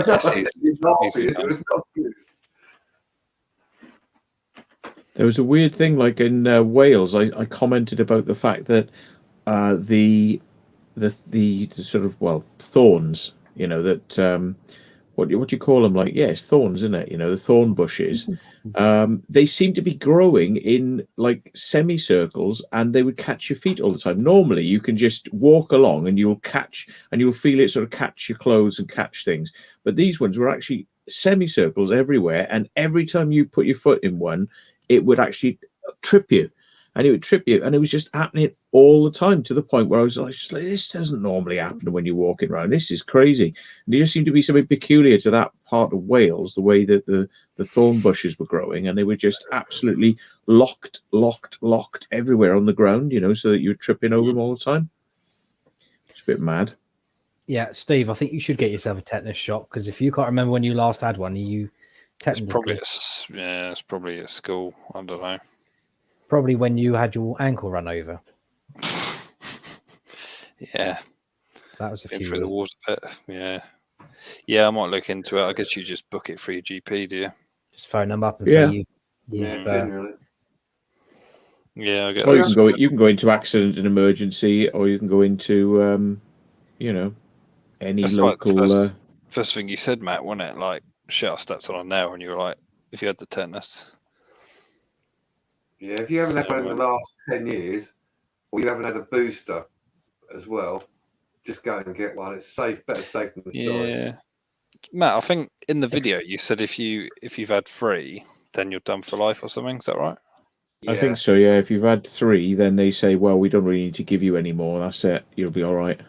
And that lasts you for life. I think so. Yeah, that's basically it. I've had 3, so I know I want one. But yeah, I'll definitely get it checked out, or I'll find out from your doctor when you had it done last, I'll tell you. Yeah, it's probably might be worth doing. The thing is, you never know what injury you're going to get on these explores. I mean, for the most part, it's trouble-free, but dealing with a lot of rust and rusty stuff and stuff. Yeah, when you're filming, you tend to sort of be looking forwards instead of looking down at your feet where you're walking, which is I always have to sort of like make myself do it, but you're always better the amount off. of times you've like stumbled on steps and stuff. I'm filming and looking forward with the camera, just looking where I'm walking. I did that. We did that today, actually. Flex, we're just going down. It's like a stream, And Flex was going down in to go over the stream, and he must have just sort of lost his footing. And I saw him go, and I went, oh. So as I've gone to sort of go, hang on, mate, it's all right, I've got you. My foot's hooked on a bit of barbed wire, isn't it? So I've gone down as well. So shit. And it's exactly what you said, that sometimes you're sort of looking, but you're not looking down at your feet, are you? Because you're so used I find I'm too busy looking at the camera screen as well a lot of the time. Yeah. Just to make sure like I'm getting it in the shot and stuff. That's the thing when you're filming, you know, like, I don't know, events and stuff, you're too busy looking at it on the screen, but you're not actually taking it in and admiring the scenery or what you're actually filming. Yeah, I tend to try and look out for potholes as well, because you're in a field or something, and I've done it a few times when I'm walking, like when I've got the camera, I'm looking around, and I do have to. I make sure I look down, but it don't always work. I'm doing it, but because otherwise you're just going to break your ankle, aren't you? Well, I nearly did. Yeah. Just sort of looking on my phone, and I just pulled the ligament. So, Matt, I've just sent you a message, forwarded it from Exploring with Tinks. Just wonder whether you know about that one, because it's technically on the way from here tomorrow, but because we've both got to drive past it. No, I'm gonna have a look at that now. I'll look it up. and the joy of the gimbal when you go crashing to the ground, it doesn't spoil your footage too much, does it? Yeah, you hardly know you've fallen over. No, it just absorbs the shock, doesn't it? I was really impressed with the gimbal on your boat, Matt. I might have to.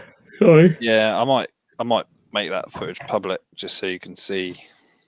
I think it's unlisted or private on my channel, but I might show you guys just to show you how good the gimbal was on Matt's boat.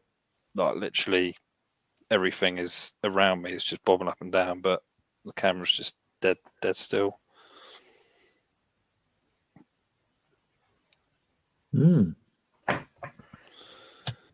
the man, what's happening in the comments? Just have a look in the comments. Well, that's interesting, but I mean, Tinsk, but it looks like it's still in use, mate. But to be fair, Matt, the place we went to the other day was still in use. Well, yeah, but there's still in use, and then there's like pointing guns at your head still in use. Yeah. Yeah, I don't know, mate. Tinsk, it looks a bit hot, that, mate. I'll send it to you, Steve, so you know what we're talking about. I know what you're talking about.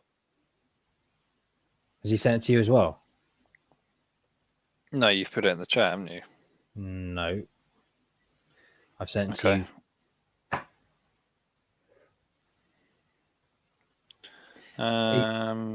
He says, I've looked on Google Earth. That's still in use. Yeah, that's right. I do know about that. That's, as far as I'm aware, that is in use. It's very modern as well. So I mean, it hasn't been, it's been completed fairly recently. So if somebody's shown you something from a few years back where it may have been a bit of a dump, it's just had a load of money pumped into it. It's all absolutely, state-of-the-art modern buildings now. Yeah, you might get a gun drawn at you if you enter there. Yeah. There's unless there's somewhere else that he knows about that's not what I'm looking at here. There is this one in the private chat. There is another one, a possibility. Whether I can find a location for that. Okay. There's that other thing I was on about to you guys in that city as well. Tunnel. In what city? The city of the thing we were just talking about. So you just sent me a message. Yeah, that looks more doable. I think I've seen this one before, but I got a feeling I put it down on my maps, but I've just never got down there. But yeah, that's not far from where we were. And where the we're other going day. to be. Asda versus Waitrose. Because we might, if we can't do the first thing tomorrow, or we think it's too big, depends where that one is. That might be one to do. I think it's going to be a fair way, that one. It's Surrey by the looks of it. I don't know where. I'm just trying to find out.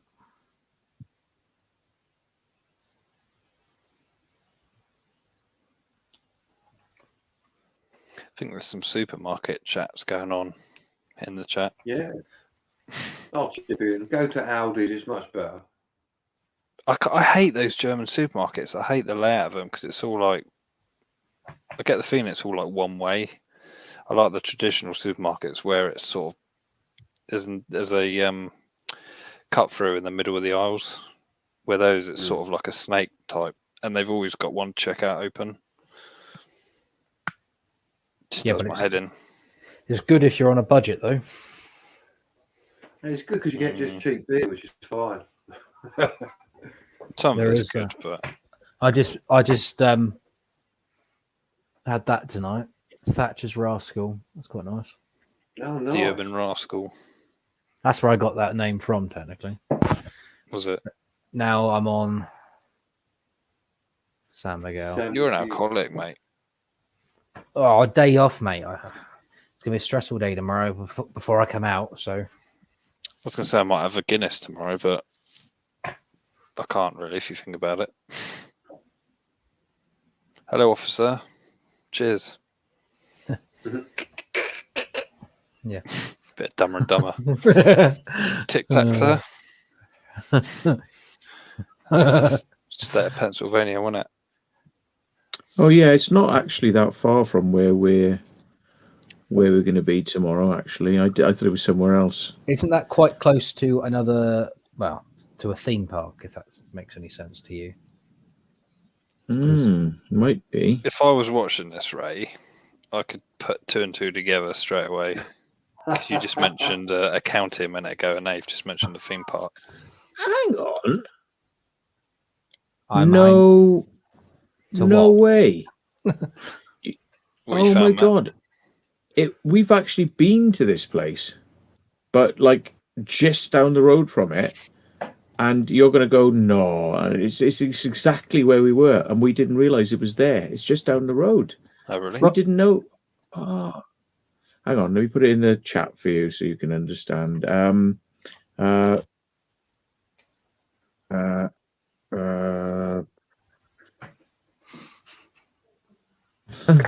Yeah.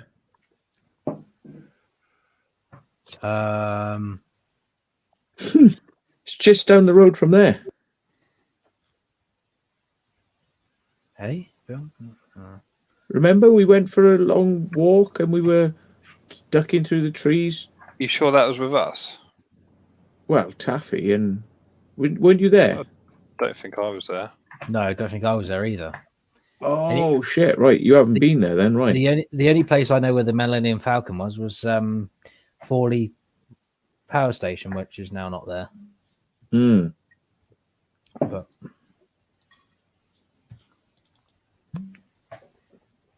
I wasn't going to say you were meant to that's say that that. thing because it's giving people already know where we're now know where we're off. But okay. Yeah. Ray, you're so bad. Fawley Refinery. It's not... No, they can draw conclusions now. We could do with what the TV news channels have, like a 20-second buffer, and then we could bleep stuff out. You get a 30-second buffer in here. Yeah, but you can't bleep it out, can you? Never mind. I mean, it is what it is, but yeah, it is just down the road from there. It's crazy. Like, just in the opposite direction of where we were, which is like, really? I can't believe it's that close. Yeah. Can't believe it's not butter. Madness. Sorry, Neil. No quizzes tonight, mate.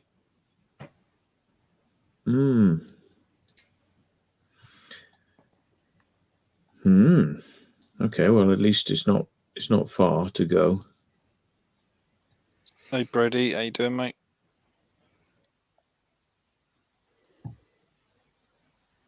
Brady, dang.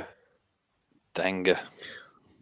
I'll tell you, if Brady wants to come on, I'm getting a bit tired. I'm gonna head off to bed. I've got 2 videos which are actually ready to roll on the thing, but I don't know. I might just make one of them. Well, I might just put them out. Just let people watch them rather than doing premieres for them. I can't be asked. Stick them out. Can do, or just premiere 'em tomorrow. Well, no, you're out tomorrow, aren't you? In the evening, yeah. Or maybe I'll premiere them at lunchtime. I'll just chat to people at lunchtime with them. And one of them's a funny one because I go in there. It's like a farmhouse, and I go, "Oh, look, it's a time capsule. Where's Sam and Jess when you need them?" And I'm like, "Look, time capsule, time capsule, time capsule, time capsule," and I just keep mentioning it through the whole bloody explore. So look, it's a light switch, time capsule. Look, it's a cupboard, time capsule. Look, it's a stairs, time capsule. It's like fucking yeah. So because they like their time capsules. So yeah, they would have been in their element. So I'll stick that one up first, then time capsule one, and I'll stick up the hockey rink tomorrow when I wake up. Ooh.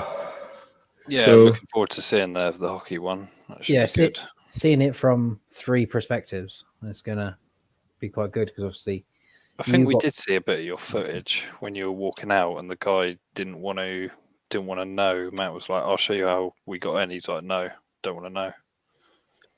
He's like, "Leave now." He just wouldn't let you All right, speak, did he? and the fact he thought you were in that place down the road afterwards, it was just I don't know how the hell you got out of that place without being seen for a second time. Yeah, Don't know. He was Yeah. just quite casual. He was like, "What are you doing? Just taking photos." Well, you said all right to the security guard or something. You're like, "All right, mate." yeah. I just found it funny Exactly. when we go back to the cars. All I saw was across it's right under the bush. I was like, Oh yeah, you got a photo of us or the van outside. And he's like, "I'm over beyond the hedge," so we had to drive around. Yeah, It was all very I thought it heated was- that day, very heated, because they were following you in the Shell garage as well, weren't they? That's- And you were yeah. sort of Yeah. playing hide and seek in the. Yeah, they must have thought you were in the toilet still. I think they did think I was in the toilets. Yeah, and that's why I sort of like ducked around him, in the aisles, and managed to get out through the door. And they were there for 10 minutes then, just like waiting because they thought I was in this place somewhere. Hmm. I mean, a garage is so small. I mean, how are you going to hide in a garage? But they were there for 10 minutes, which was like, why are they there so long? And they were looking when police cars are going by, like as if to say, like, "Oh, we need to get that police car. We need them here." Sort of bullshit. But I'd gone by then. Yeah, we didn't Yeah. see them when we walked past it. They'd We had- gone because you told us what car it was, and we didn't see one in the forecourt. we had the police drive past us, but they just joined the motorway and buggered off. But Yeah, they passed us literally It's just good. as they were speaking to those lads. It's a good point, actually, because I don't know whether I filmed me seeing them in the garage. I don't know if I filmed that on my phone because I haven't included it. It doesn't really matter anyway, but No. yeah. Don't think you did record that, did you? I don't know if I filmed them like slyly, sort of like showing that, look, there they are, sort of. But I can't remember. It's edited now. I just have to go. I'll be re-editing it otherwise, which I can't see the point of it. So Hmm. I'm lazy. I've got it done now. I don't want to revisit it. Ugh. it's when one of those lads goes, "Can you blur my face out next?" Mm. Just have to use the YouTube tool for that. Yeah, It's post edit. I mean, it's a bit of a faff doing it in the editor. It's easier just to let YouTube do it. I'm just amazed that we were that close to that place and we had no idea.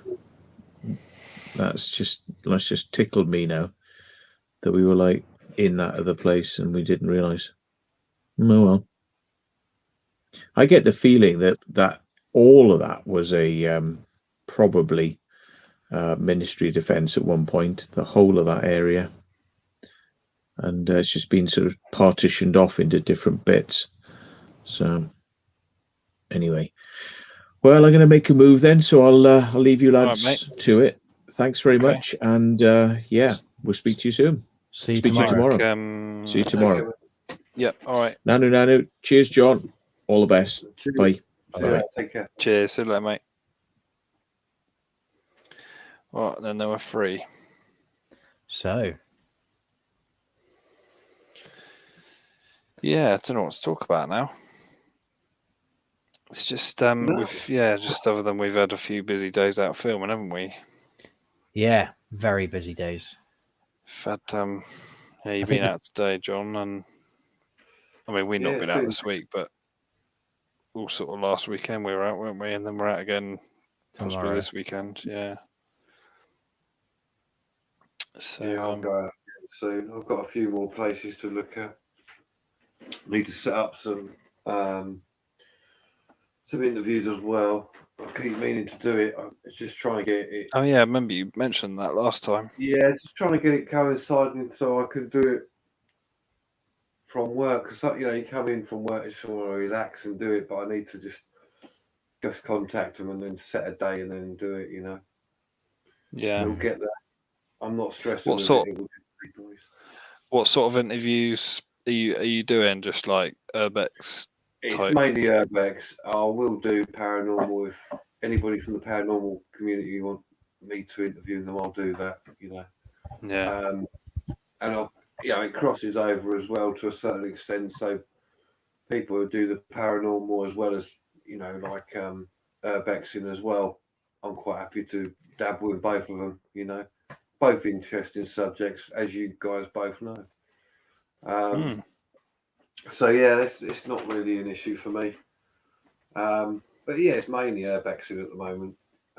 Yeah. And I've been doing it myself as well now, so it's just making sure I've got the balance really, because that's what I want to sort of get a bit of balance in there. So like you guys as well at some point, so we get like all our people who are watching it, they get more of an insight into why we all do it.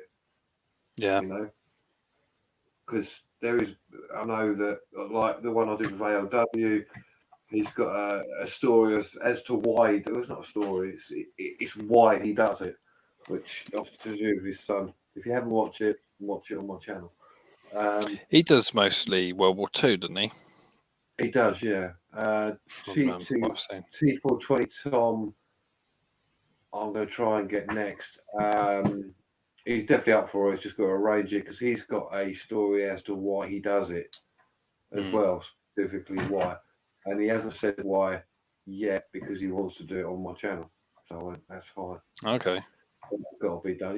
He said he's got an interesting sort of thing. And I don't know it either. He hasn't told me. So it'll be really good to do that. Yeah. Nice. I'm just trying to think what we've got coming up. Have we got anything interesting coming up, Ray? I want to get hold of the guy Andy from UCAP about a couple of prisons he has access to. We were quite close to one of them the other day, but with the short notice we had, there was no point of even messaging him. Because there's one down here and there's one up country somewhere. I don't know whether I sent it to you, Steve, but I've sent Taffy some dates that I'm heading up that way. Oh yeah, you were going to head up that way, weren't you? Yeah. So I've booked those off work. Where's the message? I'll send them to you now where I remember to do it. So I'm going to meet up with him at some point up there. I have sent him to Matt actually as well, in case he's. It's a long old drive up there, isn't it? Is it 4 or 5 hours? I think he's North Wales. Yeah, Well, I know exactly where he is. One, because I've just sent him the stickers, but two, he's just around the corner from my wife's auntie. So, in a It's way, no good me pronouncing Welsh names. It's no, a bit weird. Dad, I can't know. I'm not going to try it. No. Yeah, don't go there. So it was like, There's a lot of that's what I was saying on another stream before. I think Welsh is the only sort of British accent where there's sort of what do you call it? That sort of noise in the accents. yeah. I can't think of the name of it. Gotta love the pipe, mate. Gotta love the pipe. Who's that? Who said You. that? Or was that you saying that? That was me saying Yeah, it. that's what he's saying. Oh, okay. I thought you said something because people put it in the chat that You got to put a deer. You got to put a deerstalker hat on now. I haven't got one. The closest I've got is my my general Elementary, my dear Bengal. elementary version. What? You got the Heisenberg hat on. Heisenberg. Might have one. I've got to get my glasses fixed actually because the glasses I had make me look even more like Heisenberg when I got them. Yeah, no hair, glasses, and a bit of stubble. Yeah, that's it. It's like I just need the jacket he wears. You know, that's the one. Yeah, I need a bit of a bushier beard at the moment. But yeah, we've got. You don't drive a Pontiac, do you? That would be telling. Just the same as whether I'm a chemistry expert or a chemistry teacher. But yeah, I've just got to go and pop to the. I'm gonna have to go and drain the snake. I'll be back in just a second. Drain the snake? Shouldn't take you too long. The anaconda. Speaking of anacondas, I was watching that program on ITV the other night. It's called Britain's Tiger King, about all these people in the UK that keep these exotic pets like tigers and these big anacondas and stuff. And I wasn't aware it was going on that sort of scale, but apparently it's quite easy to get hold of a tiger and a lion, as long as you got the money, and just it's quite easy to get the license or certificate for it to keep it in your backyard. This guy had like 20-foot snakes in his house. Yeah, I mean snakes you can get, but yeah, tigers. I mean, I don't know so much about tigers, but there was in the 70s, 60s, 70s, etc. There was a lot of people who had private enclosures for cats, big black panthers, I suppose. Panther, that's why you get a lot of them around England still. People still sort of spot big cats, they say, you know. And I quite believe it. I now near where I am, there was this is many years ago. I was a delivery driver for a bakery company. Yeah. And the guy who I worked with as well went out in the van. He'd been doing it years. And one day he absolutely shit himself. He was literally panicking. He phoned the police, everything, because he saw in the morning, he basically dropping the bread off whatever where he normally did, open the gate and this cat or whatever it was, and he called the police and everything, and they did everything, checked it all out, and there was prints of a big cat of some sort. Never found out what it was, but they're all over, especially where I am down in Essex. There is, if you look out the stories of it. So I quite believe there probably are stuff around. Just there's quite a few sort of private lion tiger owners. I think, if anyone hasn't seen it, I think it's the Ross Kemp program on ITV1. It was on sort of last week, 2-parter. It's quite interesting. Yeah, I saw it advertised. Because what was it? I was watching Louis Theroux was doing the actual Tiger King as well. He's just sort of. I've seen that. Yeah, because he did it years ago. I prefer the actual documentary itself on the Tiger King. I don't really like Louis Theroux. He's a bit of an idiot. But, hello, sir. How are you? I enjoyed the actual real Tiger King on Netflix. That was really interesting. I love that. You know what? I watched the first episode and thought it was a pile of shit. But then I think look at it now. You know, it's more now I've looked at other bits and pieces, I think I should revisit that and just sort of see what it is, because it's meant to be quite good. Can you hear us, Tinks? Hello. I think I Hello, don't know if he's Cheese. frozen. Looks like he's frozen, unless he's being really still. No, he's frozen. Yeah, I think he's frozen. maybe he's just This Must is be holding his breath, keeping still. Steve, you look what Subaru is for. You didn't notice what I did when I came back on, I don't think. But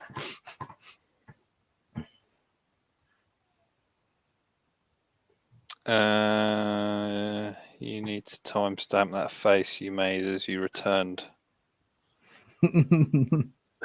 What, from your toilet break? something like that, yeah. All right. Where you Who's gone, got mate? my back? Here he is. He's back now. Can you hear us now? I can hear now. There you There Hey. you are, mate. Be Can you hear a sort thing? I don't know what was going on there. technology, mate. Technology. Yeah, I had to scrap the AirPods, go old school with the. Sounds better though. No, I can hear that now. But yeah, back on to the Tiger King. That came out in the original lockdown, didn't it? Back last March, April. So that was a good binge. That was. I can't believe that he didn't get a pardon though from old Trump. Well, if Trump gets in 24, then I guess they'll be right in to get another pardon. Yeah. I can't believe though. Well, I can believe that. You know, Trump was going on about all this. All the mail fraud he reckoned it was for the voting, weren't he? And then he Only did in all the these. States he was losing, though, obviously. He was obviously losing. That's beside the point on that. But he had all these lawsuits, and especially with Georgia, and they all threw it out, didn't they? They said no, it's bollocks. I was watching the news earlier, and they're now changing certain things to do with the voting, whereas they've got to have more ID now to prove who they actually are. Yeah, which says a lot, really. They threw everything out of court with him and went, oh no, it's all fine, and then they've gone, well, hang on, perhaps we do need to sort it out. Make your own. I think they just need to change the whole voting system. It's very old school. It's really complicated. So's ours though. Well, it's not.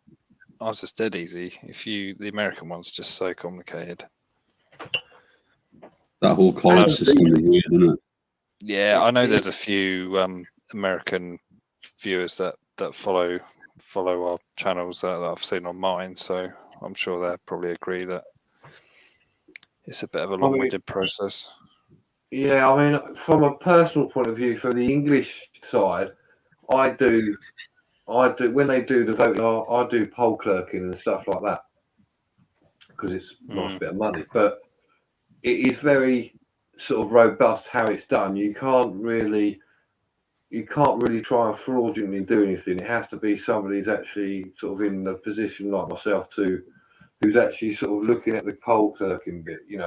Somebody comes in, you can quite easily sort of say to them, no, you can't vote, and tell them why. Whereas over in the US, I think it's all a lot different. There's not so much stringent checks, whereas we've got it all over, haven't we? Things on a number. Yeah. I heard that I think Putin's signed or passed a law that's allowed him to stay in 2 more terms. So he'll be in until 2036. Really? Is it that long? Yeah, so I think it'd be like, 85, 86 when he's done. Bloody hell. Mm. That's corruption, though, isn't it? I mean, the Russians are just corrupt anyway, aren't they, really? Their whole political system's a bit narky. I reckon all of them are, mate. I don't think it's just the Russians. I think it's the Russians are painting on a bad picture, but I don't think they're any worse than any of the others, to be fair. Well, we're just as bad. I mean, just look at Brexit. I mean, if you voted the wrong way, you got to vote again till the politicians have the right answer.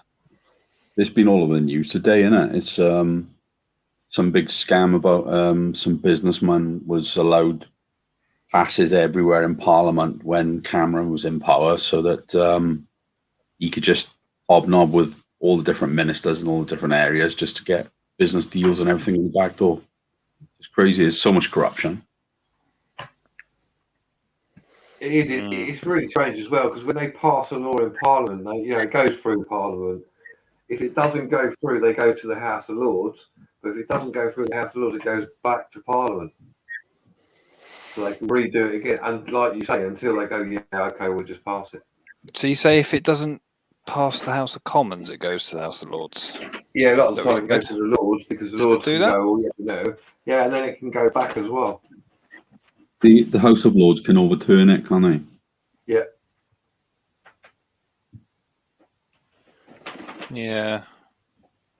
So And then it's not a real yes or no, get rid of the bill. They could just pass it on backwards. It's bizarre though, because even it. when the House of Lords say something, then it goes back to the House of Commons and they can scrap it again. They can have a vote against it. And well, a lot of the yeah, because the Lords aren't elected, are they? So No, I think when it goes back to the Commons and they overturn it, when it goes back to the Lords, I think for the most part they pretty much agree with the overturn the Commons made, because if they then try and overturn it again, it really doesn't. It damages them, doesn't it? Because they're not elected. Why should they? And so they should. So they should. At the end of the day, most of them are just pompous asses who've been the Lord thing, haven't they? So what the Queen should do, she should just refuse royal assent, make it law. If I guess she could do that if they wanted to, if she wanted to block it, but I think it's been a long time since. She's got some power, but to be honest, she's like, as a monarchy, they ain't got much power at all. There's a Magna Carta. The only power she's got is what the Commons tell her she's got, basically. Yeah, that's it. I think she does have a veto. Actually, I think she blocked it quite recently. I think it allows the Commons to have a vote on her powers or something like that. I think she vetoed that. I think so. She does obviously hold some power. She's meant to stay. Was it? What's the word? Politically neutral. So yeah, that's it. Because obviously, when a prime minister's elected, they could be from any party. So they can't take sides. So they can't vote. None of the monarchy are allowed to vote. And I think, yeah, I think she can. She's got the power to do stuff, but yeah, like you say, she needs to be politically neutral. She just doesn't exercise her power, does she? Because that's how these civil wars start and stuff like that. When you start intervening. Yeah, John Doe's put the Queen as ultimate power, mostly ceremonial, soft power. Yeah, it is all ceremonial. Right. It's nothing like much. And I think I read somewhere that the Prime Minister of whoever is the only person, if there was such a thing now, can sign the Queen or the monarch's death sentence. They can actually do that, which is a bit weird, really. Not that they're going to use it. Yeah. I think the Queen has issues with Harry to deal with. Yeah, I think that all got a bit heated, didn't it? Oh yeah, it went a bit wrong, didn't it? Yeah. There's a joke he's buggered off to America now, so don't worry about it. Well, to be fair, he's living the life in sunny California. That's where I'd want to be right now. Yeah. Well, until the earthquake hits, but when that San Andreas fault goes, mate, it's going to be a nasty one, and they reckon it could happen next week or in 200 years. That's the scope we're looking at. Really, it could happen any time. Yeah, that's not good, is it? Really? Way overdue as well, apparently. Yeah, because half of that will just go in the sea, basically, when that goes. That's San Andreas fault, isn't it? Yeah, well, literally, I don't know if anyone's seen the film, but what happens in that film is probably what's going to happen. Yeah. The Rock's going to save the day. Yeah, that's what I mean. As long as Dwayne Johnson's in the city, I think people should be all right because he'll just come and save the day. Does he not want to run for president or something? Does he? I did hear that. Yeah. So if he Campaign gets to in, run we're for all going to be fine. Is what you're saying? Well, I just mean when the earthquake comes, he just comes swooping in his helicopter and all will be all right, won't it? Oh yeah, of Saves course. the day. But yeah, I think that's going to be a nasty one. Yeah, because isn't that to do with is it Yellowstone Park? I think it is. They reckon that's the biggest super volcano. That's there the is volcano. Yeah, that's as right. well. So if you imagine that San Andreas kicks off and then that kicks off as well at the same time because of it, or vice versa. Well, yeah, because it could be the tremors sort of set the volcano off Yeah. as well. So then you got a double whammy. And it does keep getting bigger each year. They've said about this volcano, that volcano. Not to scare anyone, but it's fact. It's I did hear that. I said the tremors from the national park are getting bigger each year. So it's overdue. It's going to happen. Yeah. I'm not trying to scare anyone. It's fact. That's what it is. But It is, yeah, it's not going to be nice. And yet you hear these stories about people. So in Yellowstone, you can walk around these dedicated elevated areas, and some people actually venture off and accidentally stand on this soft rock, and they think it's hard, and then they actually fall through this under this layer of sort of rock. It's got this volcanic water in, and they just literally fall in it, and it's so acidic. It literally just burns and eats you alive. I think there's been some unfortunate deaths of people ignoring science to stay on the actual built path. Well, and we they've just better sort not. of fallen through. We better not go there then, Steve, because we don't stay on the path. No. But I think that whole Yellowstone's some of it's quite hostile. I remember when we went to Yosemite, Ray, and we could smell the wildfire. Do you remember when we went there? Oh, I do. It's just after the wildfire. It smelled quite nice, actually. But It's quite a strange place, though, isn't it? I mean, it's highly acidic because of the volcano, but within the actual, like you were saying, with all the water and everything else there, the boiling water, it's teeming with microorganisms. They're called extremophages, I think they are. They live within that. It's amazing nature. Well, yeah, they reckon there's stuff like that on Mars, like potential organisms that can somewhat survive on Mars, and that's pretty hostile. Well, yeah, I mean, if you look at the Earth itself, look at what you've got in, obviously, like I just said, in the park, but also in deep ocean, you've got what they call extremophages, so they can live at high temperatures or extremely low temperatures. So there's no reason to deny that it wouldn't be on Mars or somewhere else that you get some type of organism, not necessarily intelligent life, but organisms. That's how it starts, though. Yeah. It just takes millions of years to mature, should we say? But you're saying you're not trying to scare people, but it's one of those things. I remember the very first time I heard about black holes, I had bloody nightmares for weeks.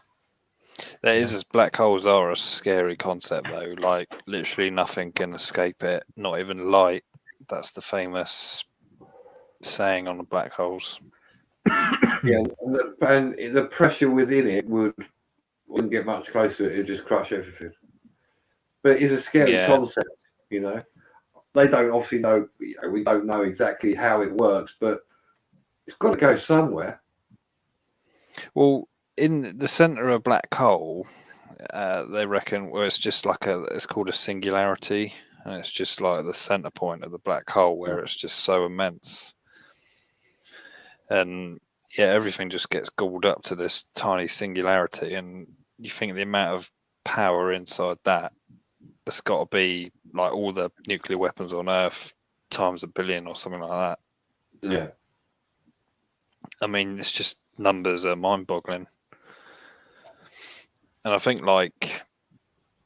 they reckon the observable, so the keyword observable universe is like, didn't they say several 100 billion light years wide or something like that? Yeah. And that's just the In every observable bit. direction. So yeah, it's amazing because also is it the Hubble? It did that photograph, and they zoomed it as far as it can go, whatever they did. But then you see all the stars, all the constellations, everything you'd see. But behind that is even more, and it's yeah, mind blowing. I think when they put the Hubble up, they had a problem with the mirrors in there, didn't they? The lenses. Do you remember that? It was taken. Yeah. They launched it, and it was beaming back blurry images to the control center. So they actually had to go up there and repair it.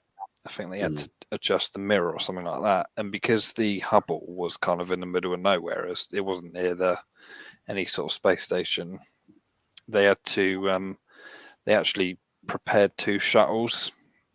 So I think they sent one shuttle up there and kind of put that in orbit in close proximity to the Hubble where they repaired it. And then they also had a spare shuttle on standby on Earth to launch at a moment's notice to go and rescue the crew if need be.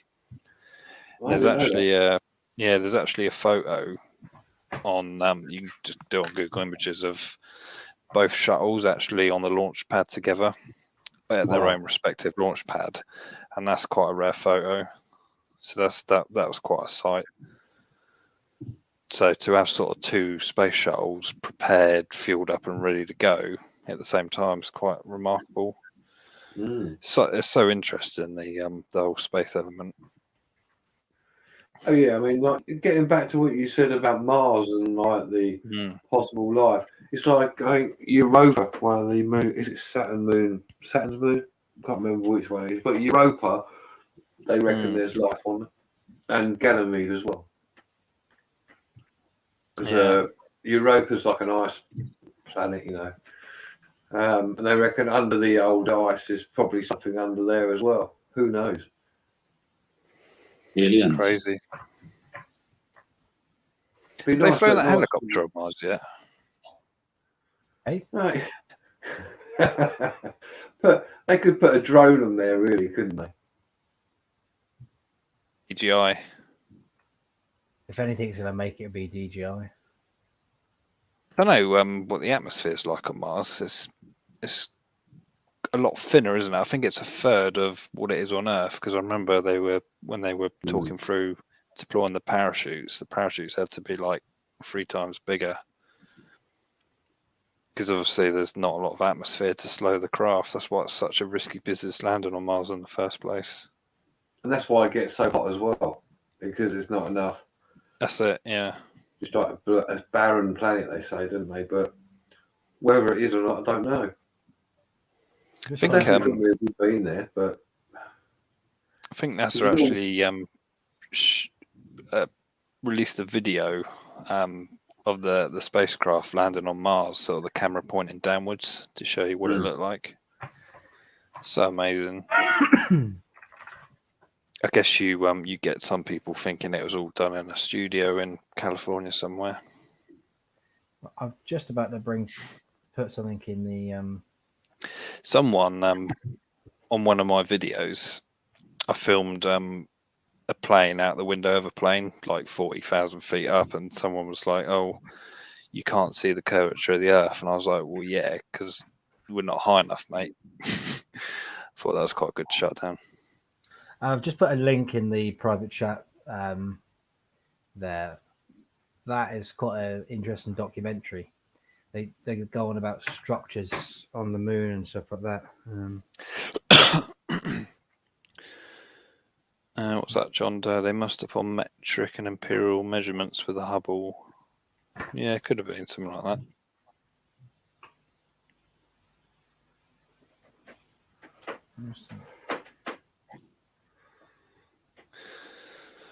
But yeah, I find it quite fascinating, the space stuff. Yeah, so do I. We just don't know anything about it, really, do we? No, I like the conspiracies. They make me laugh. I think I think we've been to the moon. Yeah, I do as well. I mean, it was.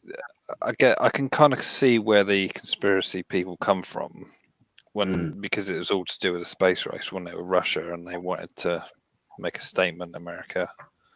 But Yes, I think it happened. I don't think it's a fake at all. And I know, but I believe the Earth is round. I'm not a flat earther.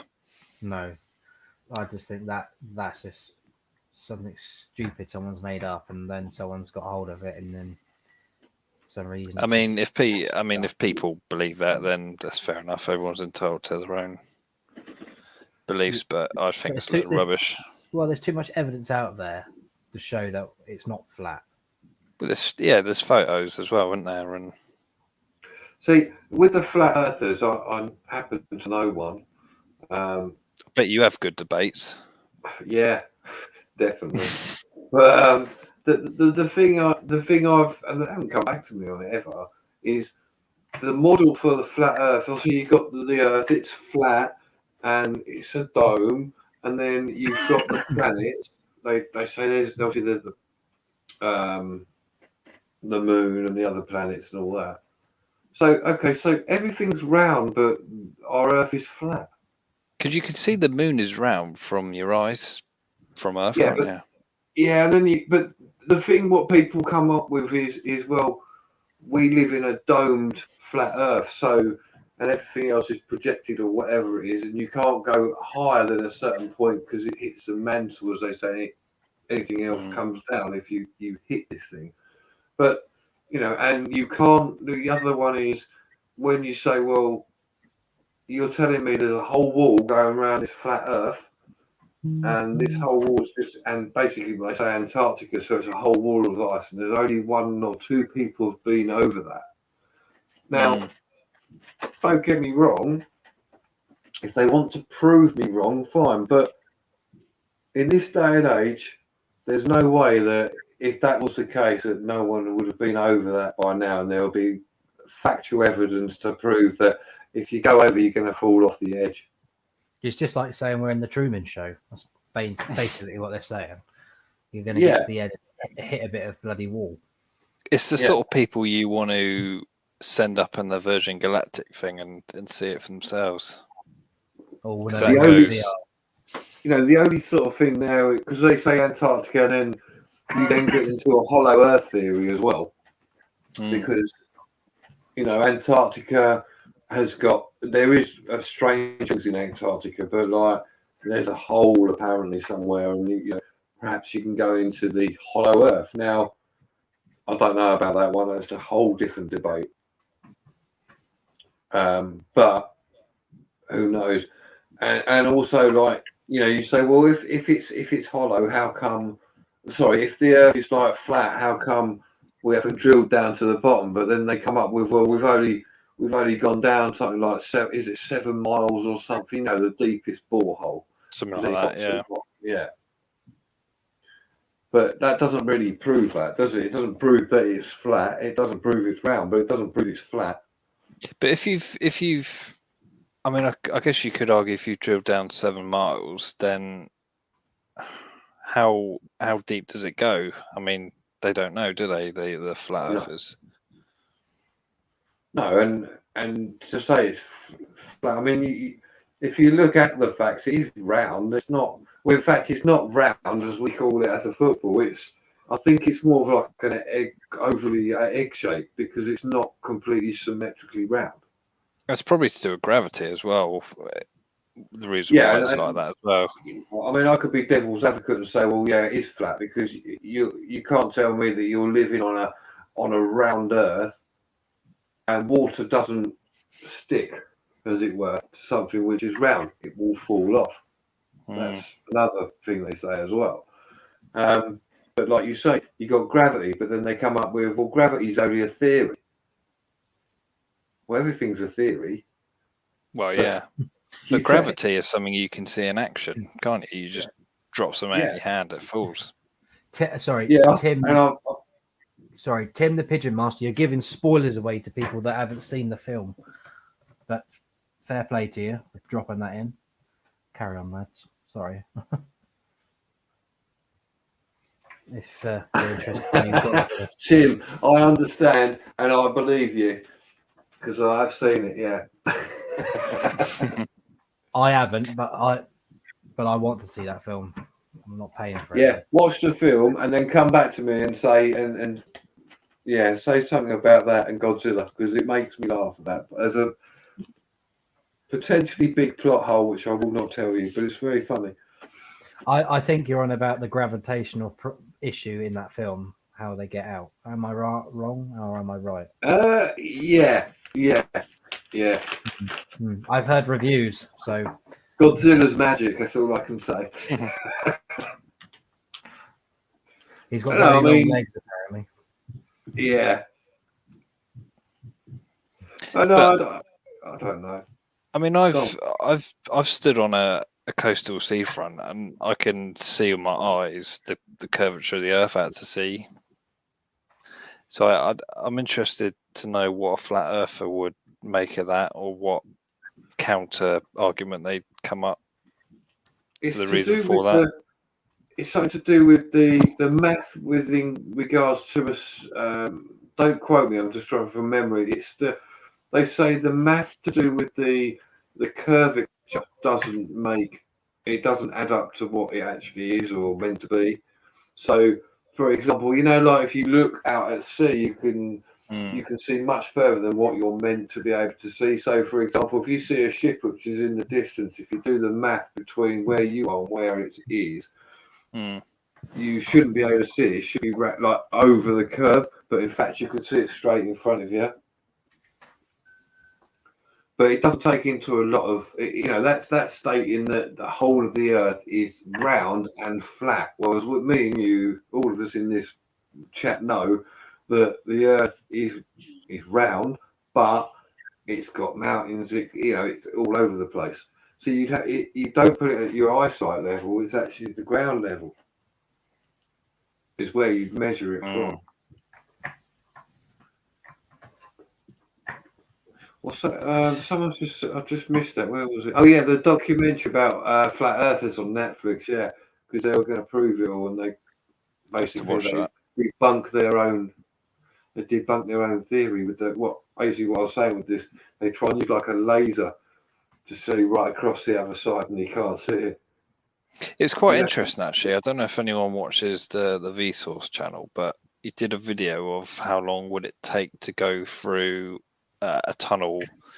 So if wherever you were on the Earth stood, if you drilled a tunnel, how long would it take to go through that tunnel through the Earth and come back out 180 degrees the other side?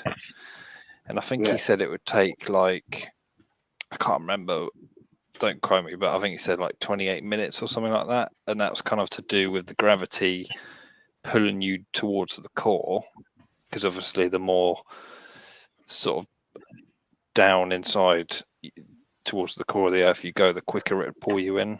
And then as you sort of got away from that, the other side, so when you pass the midpoint, it would sort of slow you down. And then because it's then trying to draw you back in. Yeah, exactly. So when you get to the other side, it pretty much sends you to a stop. So that was quite an interesting video. I'm just trying to find it so I can link it for people. Yeah. I can't find it anywhere. Pilots of the SR-71 will always say they see the curvature of the Earth, and James May saw it. Yeah, so James May went up in the U-2 spy plane, and that was 70,000 feet, and you could see the curvature on that clip. That was a few years ago, that program. Did you ever see that? Did you ever see that guy that I can't remember his name now, that went and did the highest free fall? Yes, that was 2012, I think. That was the Red Bull sponsored. Yeah, the balloon or something, didn't he? I think his name. I can't remember, but I know what you mean. Well, it did the free fall jump, wasn't it? Yeah, if you look at the footage of that, you can see the curvature of the Earth plainly. But I'll be devil's advocate. A flat Earth will go, well, that's because of the fisheye thing you get on a lens. Yeah, wide angle lens. Yeah. Yeah. Not, I mean, a lot of that's, people- That's not my view, but that's what has Yeah, been yeah. said. Here's a question for you then: who owns the moon? Well, no one. It's probably just under an international Which treaty, part? isn't it?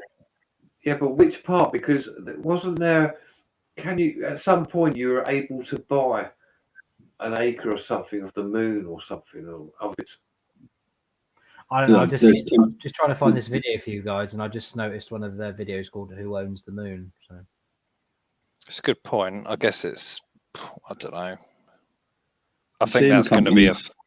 it'll probably be a thing along with Mars when we colonize it eventually. A bit like the I think Antarctic. it's probably neutral territory because Yeah, it's like the International Space Station, isn't it? It doesn't belong to anybody.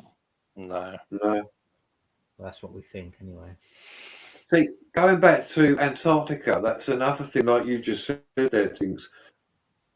Antarctica isn't technically owned by anybody. Only parts are owned by each sort of different countries because they have different Yeah. stations, and it's all sort of cut So- up into, and it's That's called the it. Antarctica Treaty. And again, the flat earthers go on that as well. Seriously, because no one owns it, obviously no one can do anything with it. They reckon there's loads of minerals, loads of resources there, but Well, no the one Russians person want in owns on it all, don't they? The resources down there. David Icke, yeah. Even back to sort of the curvature thing though, but even people that have been on Concorde have said they could see the curvature of the Earth, and that flies at about 60,000 feet. Well, flew, sorry, it's grounded now, isn't it? But You've got to remember the expanse of the Earth is not. It's not like a football in the sense of you can just see it go like that. If you're up high, you will see it's only very gradual. It's not like well, best analogy to football. It's not like a football where you look at the top of it and you can see it all goes like that. yeah, it's just the scale on it. Yeah. Hmm. So how do they explain if you stand at the seaside and you look out to sea, you can only see as far as the horizon? If it was a really clear day and you had binoculars, you'd be able to see America if it was flat. They reckon you can see up to not 12 America. miles, but on a Yeah. out to sea, don't they? Yeah. But then obviously, even on a flat surface, though, things seem a bit smaller, don't they? The further away they are. So the point a flat earther would make there's you no see you America. can't give any excuses for things looking small, Steve. Well, let's keep it clean, mate. Wondered when he was going to. Hang on, here's one I prepared earlier. There you go.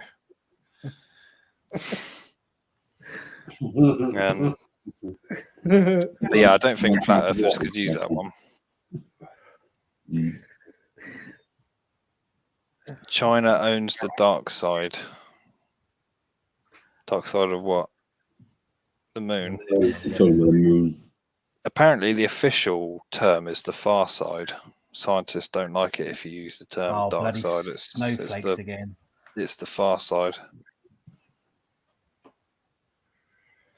Because it's only because if you go to the far side or the dark side, whichever you want, you can't get any communication on that side and the reason we see one side is because of the way the planet spins and the moon spins, etc. Yeah, because you always see the same side of the moon, don't you, on the Earth? Yeah. It's spinning at the same speed as what we're rotating. Exactly. And so it's always, Yeah. Well, not the same speed, but more or less, I suppose. But I think the only way to get a communication back is if you had a satellite orbiting the moon, I'd imagine. They'll have to bounce it, don't they? They bounce it off do a signal, so when it reaches a certain thing, it'll bounce back and do it. But yeah. It is a good point, actually. Why has no one put a satellite in orbit around the moon? I mean, I'm guessing it's not Because really needed, is it? Is it until they do class the moon as an organic satellite? it's a natural satellite, yeah. But what I mean is, why has no one put a satellite around the moon? But I guess they will do in time when we start setting up bases and there's need for constant communication. When? How do you think Well, they haven't? Well, I yeah, don't that's true. understand. How do what keeps a satellite in a circle around a planet or whatever? What keeps it there? Well, it's just all it's doing is falling towards Earth, isn't it? So anything in orbit is literally falling to Earth, but it's missing it by the same amount of or X amount of miles each time. So it's like if you stood in a field and threw a ball, this is obviously hypothetically, if you threw it hard enough and powerful enough, it would sort of escape the trajectory of the Earth, wouldn't it? So it would just constantly keep falling towards the ground, but because it's going so fast, it would just keep missing the Earth. If that makes sense. Okay. That's all orbit is doing. Yeah, Everything in orbit is constantly falling towards Earth, but it's just missing it by X amount of miles. So I think if I remember correctly, like a planet will go round. Obviously, a planet spins. So like the moon spins, the Earth spins, and gravitational pull keeps it in that orbit. That's why you get the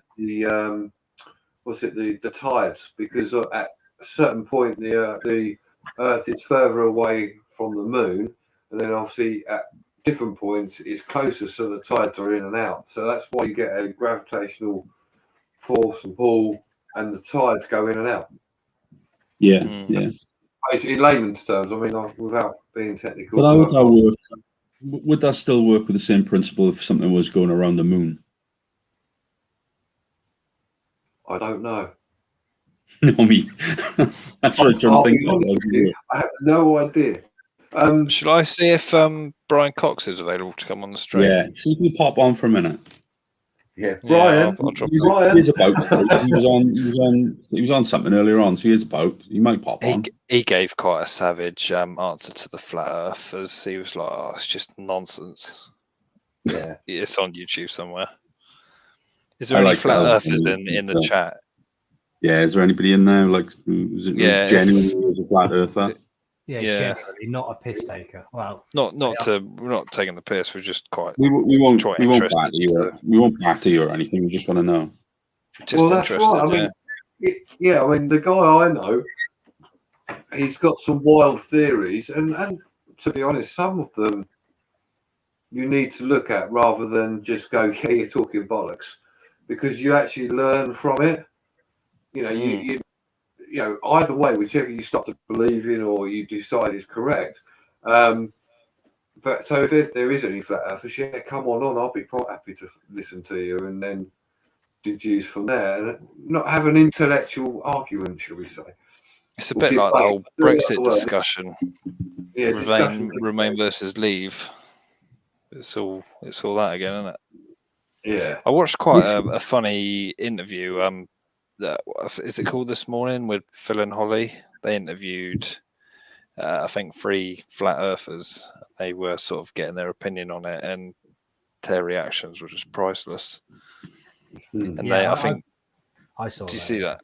Philip Schofield, he was like, "Oh, so Tim Peake went up to the space station. This is when he went up a year or 2 ago, and he's got these photos." And Philip was like, "Are you calling him a liar, like putting him on the spot?" And then he's just like, "Well, we don't like to call people liars, but we think he was mistaken." He's basically saying Tim Peake was mistaken that the Earth was round, and it's like, come on. So let's get this straight. Tim Peake goes up into the International Space Station. He's he's been up there I think the longest person up on that space station, right? Oh no, so it's Scott Kelly. It holds the record for that. Okay, so Subaru, that's what I thought. Subaru's posted something on that. Okay. I was just saying, earlier actually, yeah, about the hollow moon, yeah.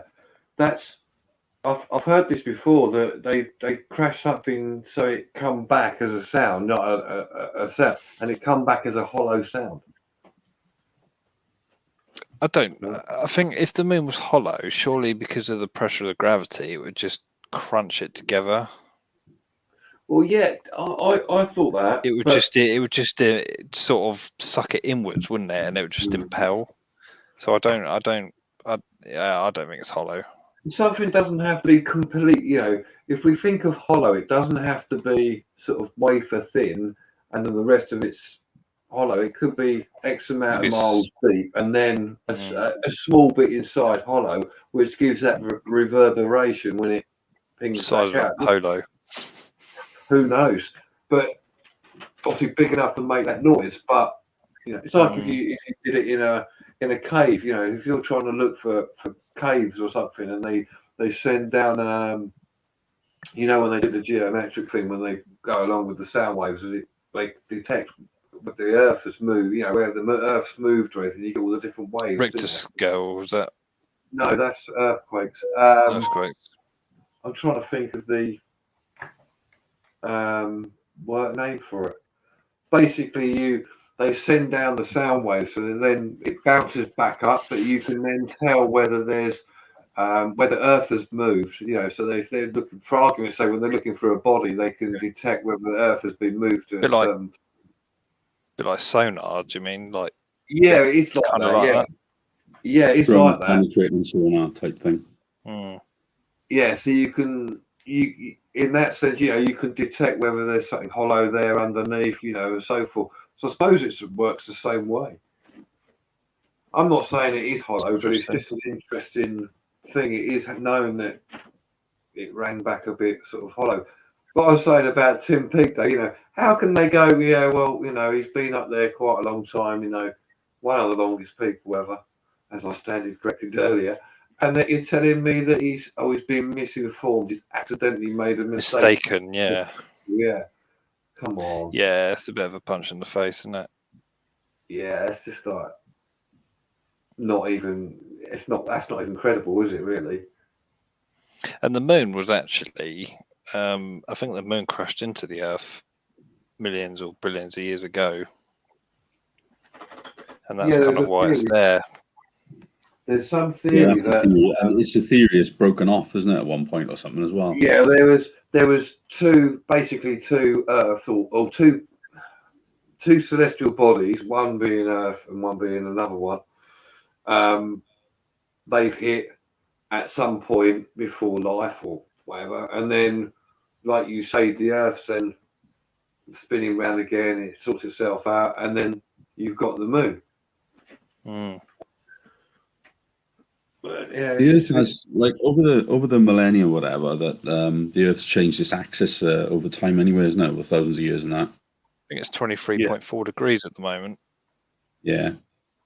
Something like that. Because it was something I read a while back. I can't remember the exact detail of it, but it was going on about when some archaeologists had claimed that the way that the pyramids had been built was to do with the stars in Orion's belt, and they're supposed to line up exactly or whatever. But technically, if you look back at it in history, you would see that the Earth and the Moon were on different trajectory at that point, different angles. I don't know what I'm talking about. Don't worry, I'm tired. I don't know about the trajectory, but what you said about the pyramids. Sorry, that's what I meant. The pyramids actually lined up with the celestial bodies when it was built, and over the time, obviously they've all moved. Everything's all moved out of place. But that's what I'm trying to say. It's all moved out of alignment now because the axis has changed to the planet. Yeah, and it's the same with the gravitational thing as well, isn't it? They reckon that the gravitational axis of like north and south, so every so many I don't know how long when it is, millions of years, whatever, it switches. So, for argument's sake, rather than having the north and south pole there, we'd have it where the equators are. And pyramids fascinate me. Like how did they build those things? Because they didn't have cranes, they didn't have helicopters. Yeah, it's a weird one, isn't it? It's a bit like the Stonehenge question, isn't it? How did they do it? Yeah, I don't know. The whole pyramid thing is a weird one. Especially the ones on Giza Plateau. Because it's all weird land underneath it, and it's all like riddled with caves and things underneath that. I'd love to explore a pyramid tombs and stuff, but Egypt's just not very safe to visit at the moment. And I don't think it will be in the foreseeable. No. They also think though. They also sort of from checking out where the pyramids, especially was it the Sphinx, they believed that when the pyramids were built, etc., it wasn't all desert. It was more of a fertile land as well. Yeah, yeah. Well, so they reckon that the Nile used to come right past there, didn't they? At one point. Yeah. And there's proof on. I mean, the Sphinx is older than they believe. The Sphinx is older than the pyramids itself. Yeah. By quite a few thousand years, and that the face on there is depicted of one of the Egyptian kings. But before that, they reckon it was more of like a lion face. So yeah, the Egyptians, you know what, we'll just chip it away and make it look like one of our kings. So and they reckon by looking at the Sphinx around the side, you could see sort of water damage over millennia, not just like rain, but there was a lot of water, like proper amounts of irrigation and everything. And the Egyptians were great at doing stuff like that. They had batteries and everything. And I don't mean batteries we have today. If you look at the Sphinx, the head is much, much smaller than the rest of the body. There's no way they would have done it like that. So it's obviously been chipped and made smaller, like you say, been turned into something else over the time. Yeah, definitely. I mean, you know, like I was saying, that the Egyptians were very, God knows how they did the pyramids, but they were very technologically minded because, like I said, they had batteries. Well, they had batteries, but they weren't like what we know now, obviously, but they had clay pots, bit of metal in there, copper and all that, and that was a battery. There's so much stuff in that area that they found that they just don't know what they are. They can't explain what they are. Little items, and they just don't know what they are. There's these things they found around one of the pyramids that that people have described them like those those sound dishes on the south coast that were used during the war for the concrete ones. Yeah, they've described them as something similar to that, but much, much smaller. And they reckon it's something to do with some energy that they could harness to lift things, like a sonic thing. I don't know. Are you talking about the triangular flagstone at the top of the pyramid? No, they found these things on the floor. They're like dishes. All right. Weird, isn't it? Yeah, there's loads of stuff. They don't know what it is. They can't answer it. The other thing is, I watched one video, and it was like similar design to the inside of the pyramid, but it was underground. Shouldn't say it wasn't underground, but it had been dug into the ground. So you had like chambers and things, but it was open as if a pyramid was supposed to be built on top of it. But obviously it never got built. And you can see videos of it now, and they go down into it and whatever, and it's just all open to the air. But it just makes you think that maybe they kind of built the pyramids and then, moved the sand as they were doing it then. Do you know what I mean? So they didn't have to climb to the top type of thing with sand all the way up, maybe, or whatever. I don't know. I don't know how big the bricks are. It's a very strange concept. Because I don't know how big the bricks are for the pyramids. Sorry, John. I don't know. I've never seen it. They look massive. I don't know though. Yeah, they are. They're bigger than what obviously we see them. They look quite small, don't they? But they are like absolutely. On the photos, they look tiny, don't they? But yeah. And stone, which the region of where the stone comes from, they reckon is, I don't know, so many miles that way. It's not from that area. What I was going to say is the concept of, because you have pyramids in Giza, but then if you look at the other ancient civilizations, the Aztecs, they had pyramids. They're all over, aren't they? They're all over the world, apparently. They're everywhere. And they all line up with various things. And in fact, they sort of line up with each other in some type of weird, fantastical way.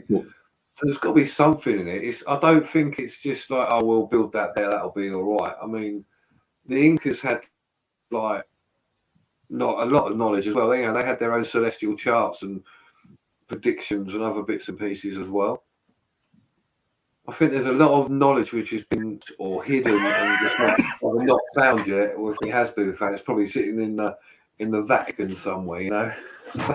Yeah. In a safe somewhere. No, I was going to say they've got pyramids in places like Poland and different places all over the world. And there's loads in China as well, isn't there? Yeah. Well, if they're in China, they're probably just knockoff ones, aren't they? Cheaply built with cheap labour. Yeah. No, there's a massive pyramid near, near the Terracotta Army in China. They are guarding a big pyramid, which is basically a big tomb, but it's under like it looks like a hill or a mountain now because nobody's touched it, but they know it's there. They just want to excavate it because all the curses and things that go along with it. Yeah, there's certain doors within. I don't know if it's in China. I think there's one in India somewhere, and there's like these big stone doors within these pyramids, and they will not open them because of booby traps. Yeah, that's the one in India. Is it the one in India? Yeah, they open some of them, but there's one they won't open. Yeah, because the one they won't open in India is partly it's got a curse with it that says it won't just kill the person; it will damage humanity, basically, if you go in there. So it'll be never open. The government won't allow it, you know.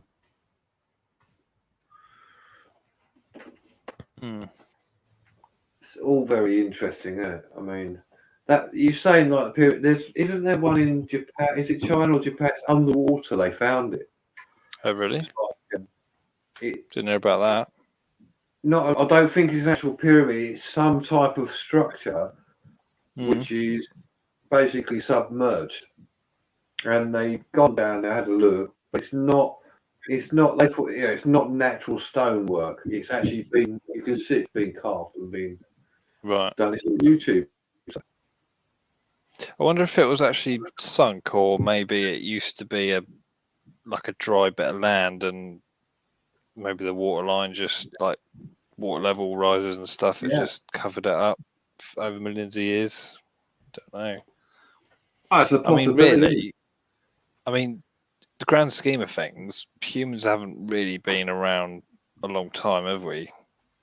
But I think it's only really in the last sort of, if you think technology-wise, it's only really the last 100 years where it's really all sort of started, isn't it? Like, as in the electronics and cars and all that sort of stuff. And you think the whole time humans have been around, and it's only like really the last 100 years where it's all really just kicked off. It's quite amazing, really, and they've put men on the moon and stuff. Yeah, we know more about the moon than we do our own deep sea. Well, that's it. I mean, we don't know anything about. Yeah. So like 2% of the world's deepest oceans have been explored. We ain't got a clue what's sitting down there. There's like proper mountains down there, aren't there? Like the size of, I'll say Everest, but maybe not quite as big as that. But no, they reckon the mountain ranges are bigger than Everest. Oh, you reckon? There was a documentary I saw, which was USOs, I think it was, unidentified submerged objects, because they're not saying that you've got more chance of having something coming from the sea than you do space, apparently. I'm just trying to. Somebody said in chat, Bosnia, they found a pyramid. Yeah, that's right. Bosnia's another one. Yeah, I remember that. Sorry, Ray. Yeah, you're right. That's an interesting one as well with the underwater ones. Yeah, I'm just trying to find the actual. Yeah, they reckon the crater that wiped out from the meteorite or whatever it was, the asteroid that wiped out the dinosaurs. The crater for that's down in Mexico somewhere in the water. They found that. Yeah, I've seen the documentary on that. It was on what was the old documentary series on BBC? Horizon. There's been loads. Horizon, that's the one, mate. Well, I used to always watch it.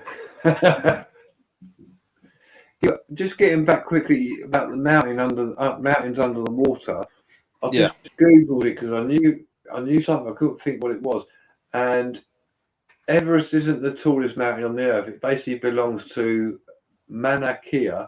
It's a volcano on a big island of Hawaii. It's to do with the equator, isn't it?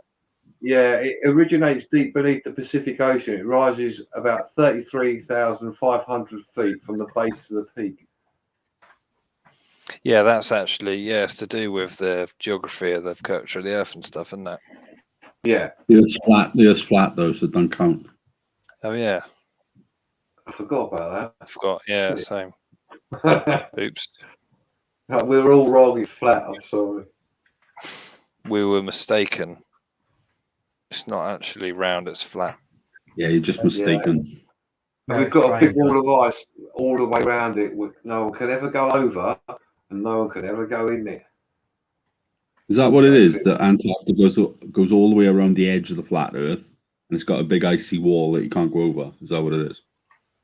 Yeah, basically. And there's one guy who was a flat earther who went over there. I can't remember the guy's name.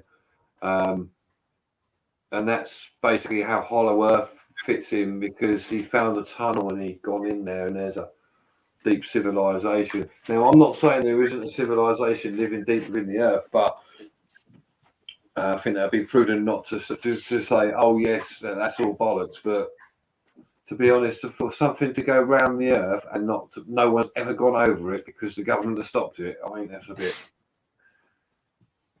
it's a bit hooky. It's just, it's just mind-boggling, really. The thoughts. It would be interesting to get a flat earther on here, just to. Is there no flat Earth people in the chat then? I don't think anyone's piped up. I mean, there might be, but they might not admit it.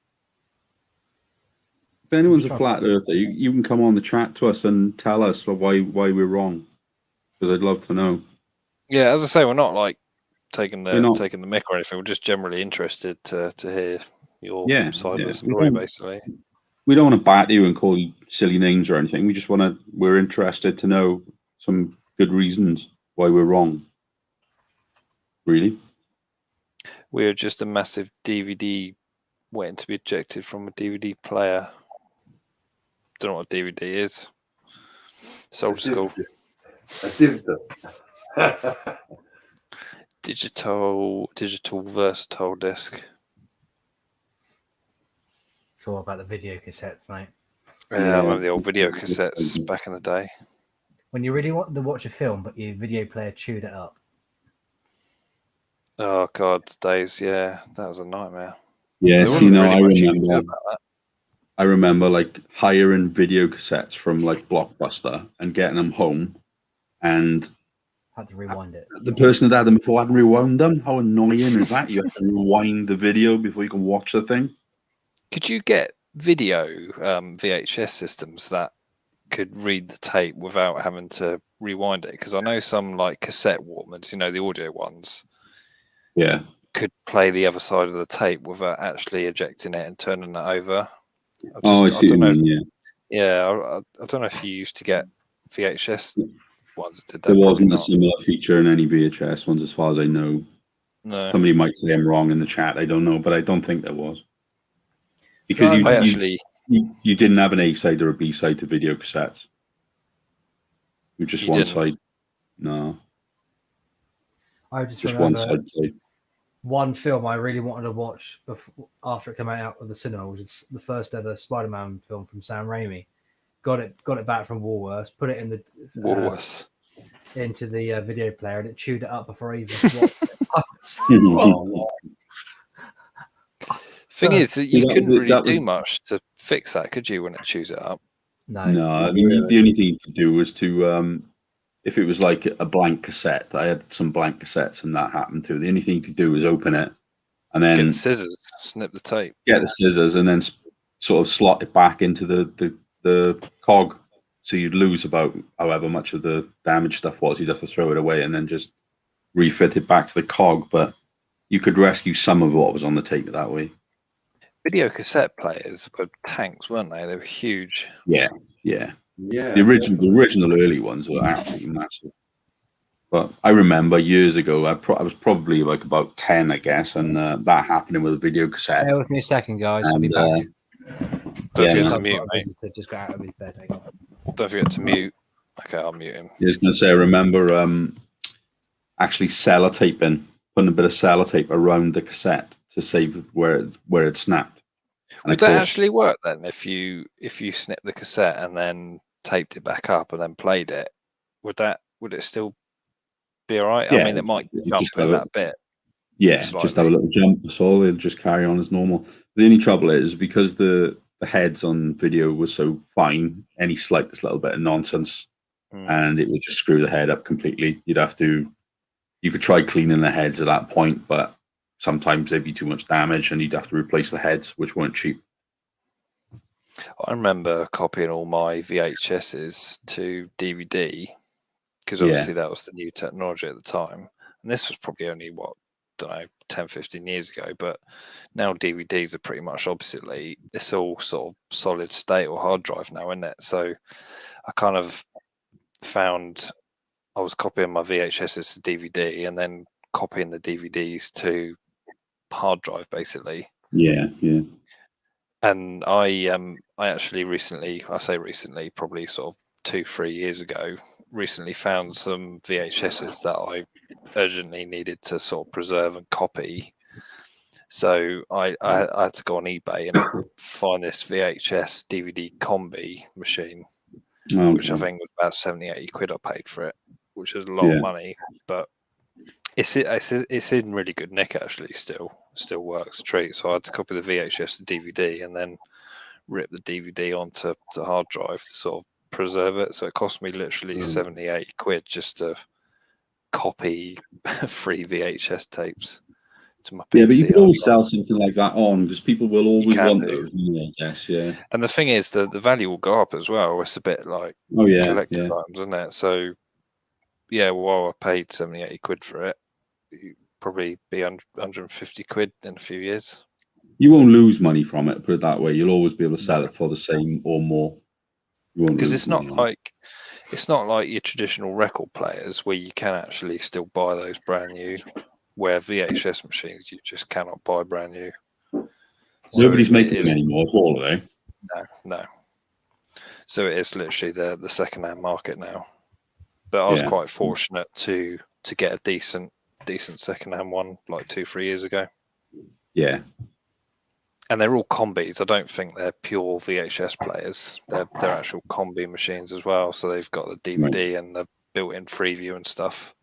So the DVD is DVD recorder on it, is it?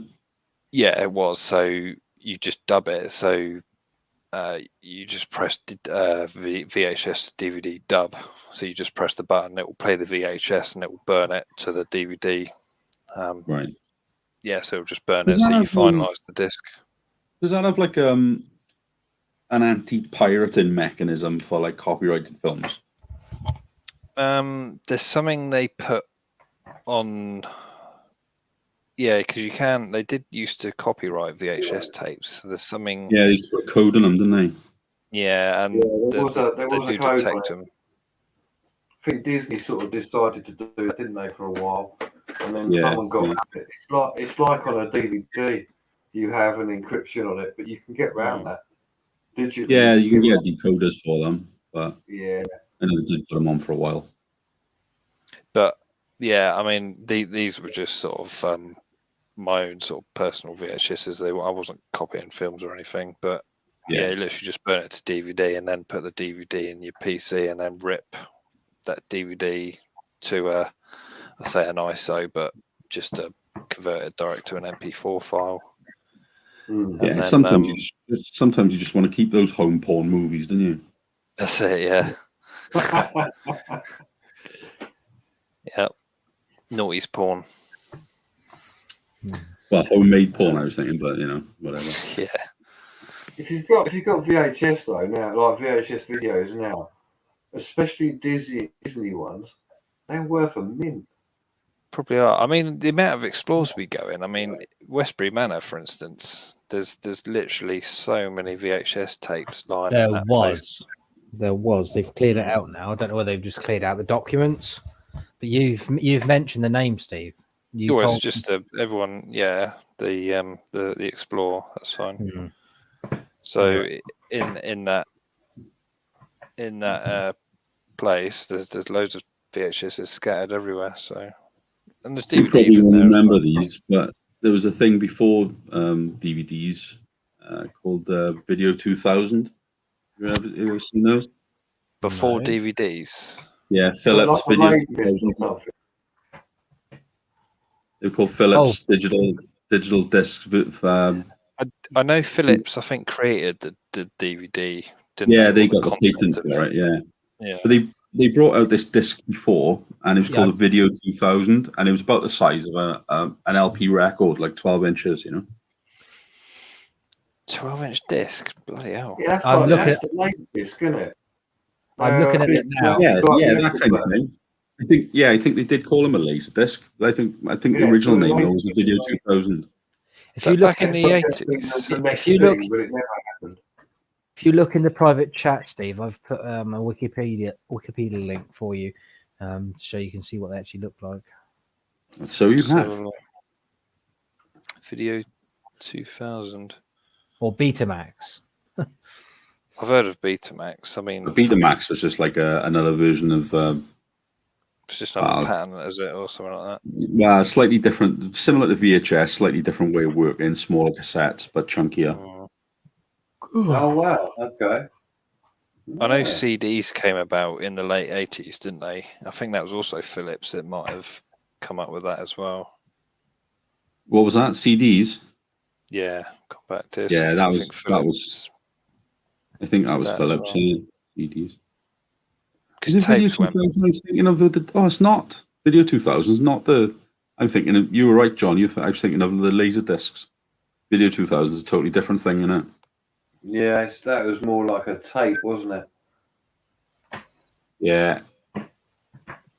Yeah, because the laser disc that they brought out CDs or whatever, and then they did DVDs, but it was like laser disc. So you had, if I remember correctly, you get a film on them as well, but they didn't really take off that well because I think DVDs sort of then took over, didn't they? Because they're smaller and just more compact. Well, then the big laser CD discs, you mean? Yeah, on the Yeah, laser those disc. Yeah.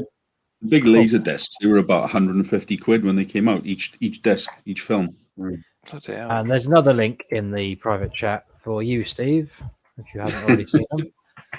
You are Mr. Wikipedia, Ray. Oh my Laser God. disc, bloody hell, that's a huge. Yeah, you can see it alongside the standard side disc by the side of it there. Yeah, that's right. So that's the 12-inch one. Hi, Barry. Yeah, I did 12-inch, but Yeah, that's pretty it. big. That's one. It's like the old floppy disk, isn't it? you see how big Used they to were? do. Yeah, it's exactly the same though. If you held one, it felt exactly the same as a DVD disc, but Hi, a little Melissa. bit thicker and obviously a lot bigger. But And you could also get those tiny DVDs, couldn't you? Like Mini discs. was it 3 or 4-inch mini Mini discs? discs. Yeah, they used to hold what 2 and a bit gigabytes. If I used to use remember mini the disc, old, what was it? The old computer. What's it called? The GameCube. They had the small discs. that's right. Yeah. But What is it, mini a disc compact used to be disc? inside. A mini disc, which was made by Sony, were actually inside like a plastic cover. So you obviously Oh yeah, put it in- was, wasn't it? Yeah, you load it into the machine and then obviously it would open up. I seem to remember the old PSP, PlayStation Portable, back before the Vita and back in the day. That had mini disc, I think, That had a mini disc. and that didn't was enclosed in a little plastic case. I'll tell you another thing which was before the PSP was the Nokia, where it was the Nokia Shell, I think it was, where you actually take the battery out and put a disc in the back of it so you could play like Sonic the Hedgehog on it. Oh, I don't remember that one. I'm going to find it and I'll show you. God, I don't he's remember going that. to go with another link. Yeah. A bit strange Yeah, considering I used to use those, on my phone now. I used to use those Sony mini disc things because I used to when I used to play music, when I used to go around and play music with the bands and duos and things, we used to use them for like putting backing tracks on and that. The Nokia Engage. Oh yeah, I remember the Engage. Yeah, there's now a link in the private chat. GSM Arena. Bloody hell, is that website still going? I used to look at that to compare my phones back in the day. I remember. Yeah, I remember that. Oh wow, yeah, jeez, yeah, completely forgot about that. Holy shit! But the PlayStation, no, the Game Boy Advance was more of what they were looking. Yeah, more advanced. That's the word I'm looking for. Nice one, John. And also, you've got on planes, the black boxes. A lot of the older ones use tape to record the data, but the newer ones, black boxes, are solid state. But to be honest, I think the tape ones are probably better in a sense because they're probably more reliable. And two, if you get them wet, once they're dry, they still play. Where a solid state one, if you get it wet, it's going to cause quite a bit of water damage to the circuit board, and you kind of lose your data. So I think, I don't know what your thoughts are, but I think a tape style black box recorder is probably more reliable. It's just worth mentioning as well. I don't know. Because obviously a tape, you get it wet and it dry, it will still work, won't it? To a point. But if you like soak a chip, like put it under the tap, it's going to break it. I would say. I guess some circuit boards do start working again once they're dried out, but you've got to put it in an insanely like low humidity environment. I don't know how these solid state drives work though now. I mean, I don't know about them, but obviously because on an ordinary hard drive you've got basically discs inside and a little thing to read it. But on a solid state, I don't know what so if you submerge one of them in the water now, what would happen? Solid state's just like a memory, an SD card, isn't it? It's just on a bigger scale. Solid state just mean solid state. It just basically means it hasn't got any moving parts. It's just a chip, so it's just like an SD card. It's just on a bigger scale. That's all solid state is. I mean, the architecture of it, how the cells are built, the chips are built inside might be slightly different, but solid state just means it's got no moving parts. I guess the clue's in the name, you could say. Yeah. I just like thinking, as you said about if you dropped something in water like that, would it still work? I suppose it would be sealed other than the normal connection, but I don't know. They must have gone and looked at it and thought, well, hang on a minute, what happens if we drop it and it's a puddle, or or if it goes somewhere in water? Yeah, I mean, on a plane as well. Like if it crashes down the ocean, you've got that water pressure as well, so that could affect it as well. But it's all interesting stuff how the technology moves forward. N64 GoldenEye, great game. That's worth a bit of money if you got that. GoldenEye, is that the James Bond? Yeah. I've got that game on PS1 actually. GoldenEye. Really? Yeah, PS1, Pierce Brosnan. Wow. Burn it. I mean, I don't know if my PS1 still works. Well, my PS3 gave up the ghost, so I've just thrown that in the bin. My PS2 does work, but it doesn't spin the disc anymore.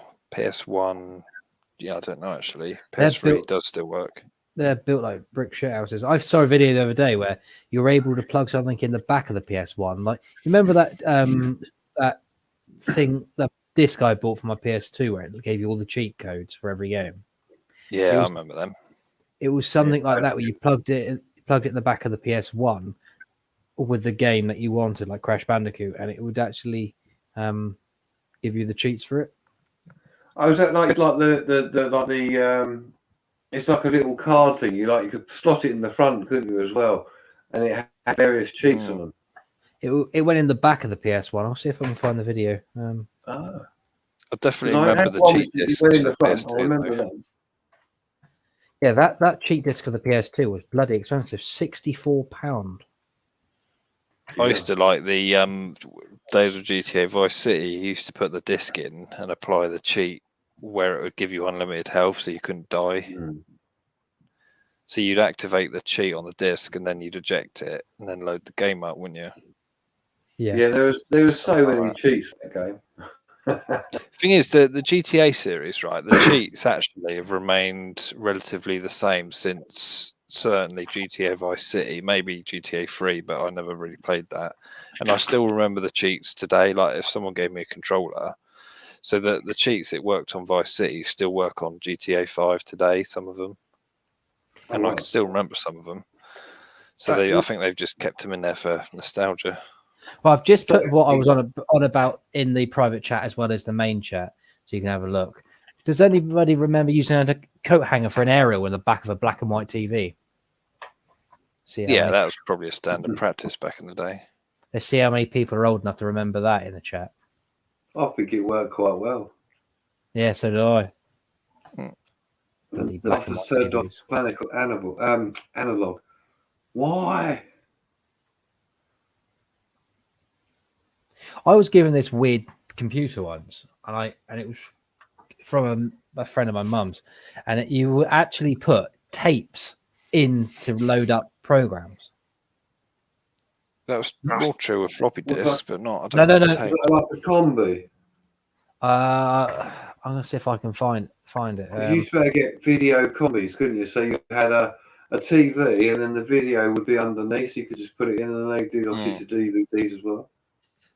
It was so bloody old. I couldn't get it to work. I was must have been in junior school when I was given it, but I had a green. It was like a green and black screen on it. Let's see if I can find it.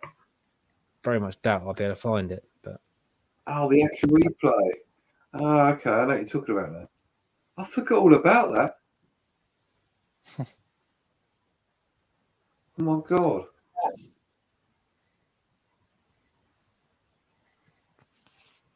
Blast from the past, guys, isn't it?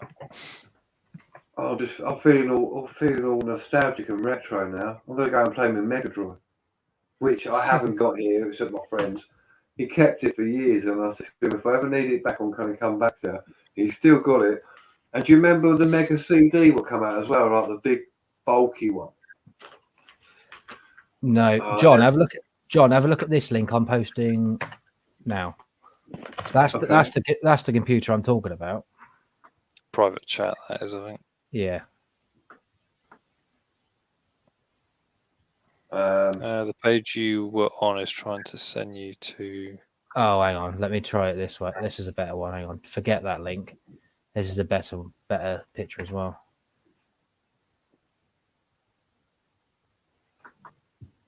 Good old Wikipedia.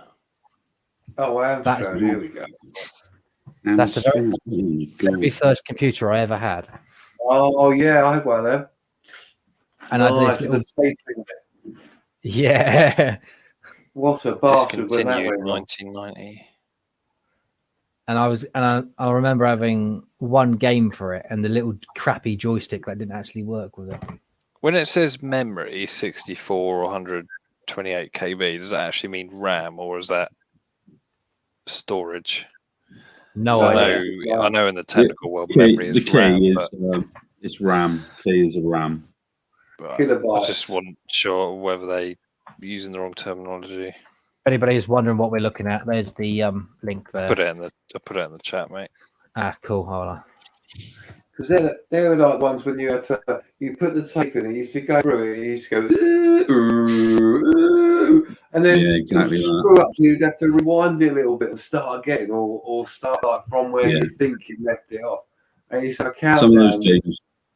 Some of those games would take about 20 minutes to load, and then right at the end, you get a thing coming up saying syntax error, and you'd have to start it all again. God, what a pain it was back in the day. Yeah. We got it easy now, haven't we? I mean, these solid state drive PCs, literally 5 seconds till you log on screen from turning the power button on. It just does its normal. Amstrad was Alan Sugar's company, wasn't it? Amstrad. Yeah, that was it. So do you remember was it the ZX Spectrum? Little thing about that big, had blue keys, and you'd have a tape with it, and you could actually type in stuff before you loaded the game. It was called a poke.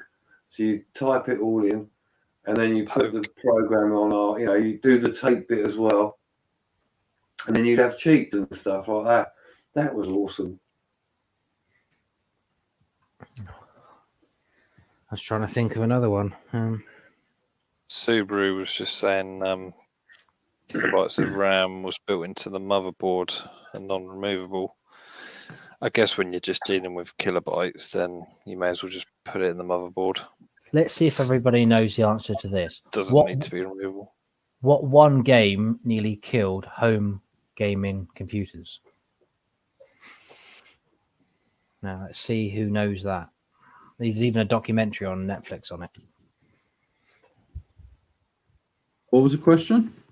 What game nearly killed the home gaming system? Pac-Man. No. What, any Chucky particular Egg, gaming oh. system or all of them? One game, and it ended up in a landfill, and they had to. What does it begin with? Innit? That's What was E.T. Yes, John, spot on. As soon as you said landfill, E.T. Yeah, Yeah, because they found it. They found thousands of copies of it in a landfill, and it's the most rarest game to find. yeah, I because remember seeing something like that. they had to dig it up because otherwise it was going to cause hassle with contamination because something in it was going to leak. But did anybody have a chipped PlayStation 1? That's the question. £5 a game. My very first game was Spyro the Dragon 2. I was an avid fan. I had the PlayStation 1. Before that, what did I have before that? Oh, Mega Drive, Master System.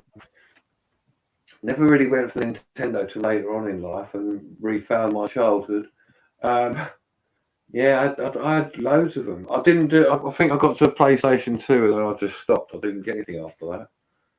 I mistakenly bought the PlayStation 2 Slim, and that was the worst decision I I remember ever you made. bought that. That was cheap as hell, wasn't it? So tacky. What was it? When you After a open while, the disk drive. that's all you would hear.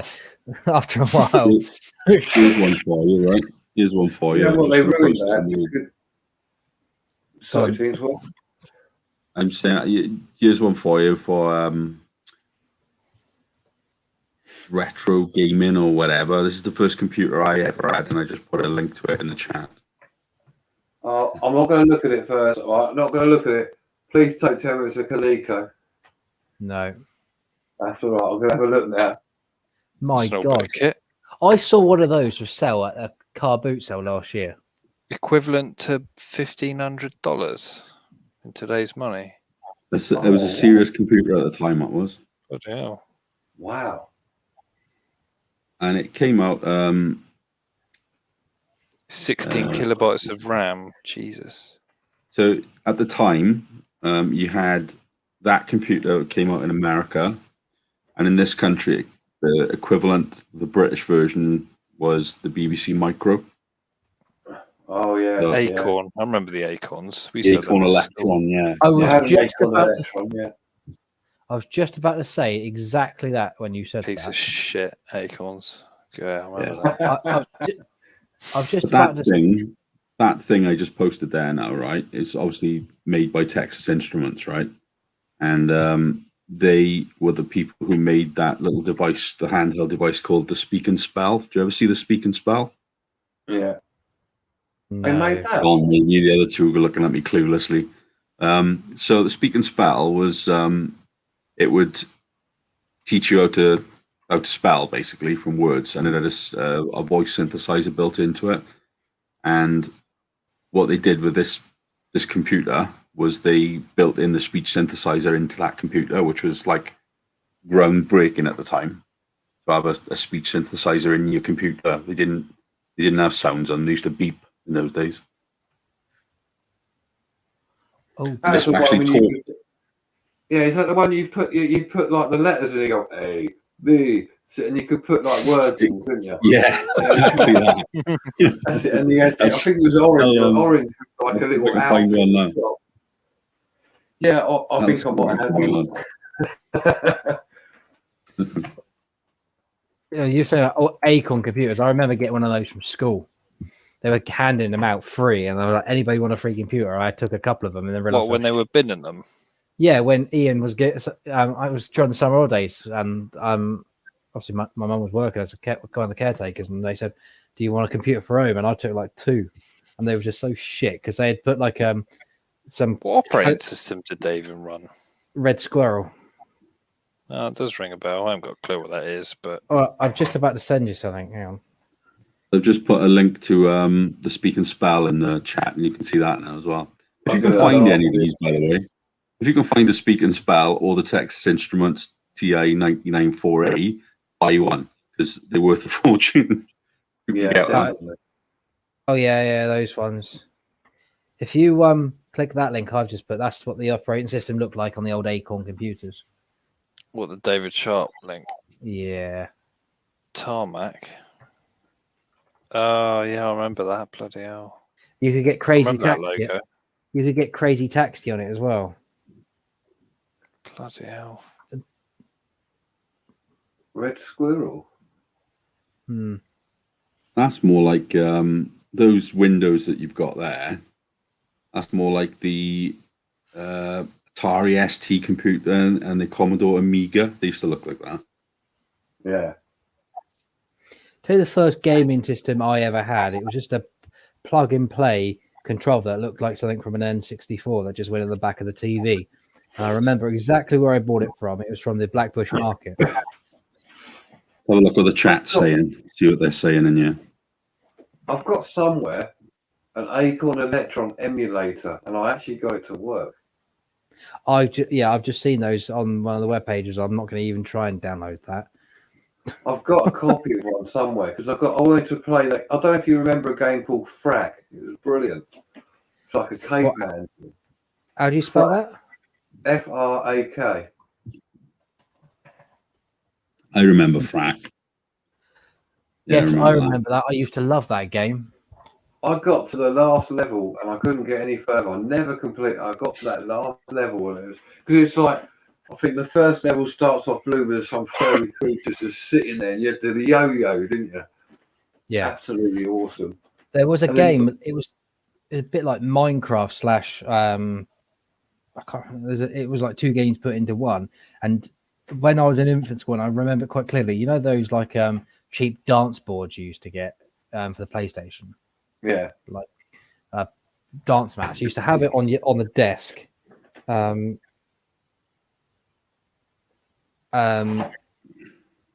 it on the desk and used to have to. It was like a weird bloody special person's controller. But I've never ever seen the game since. And back in the 90s, it was spot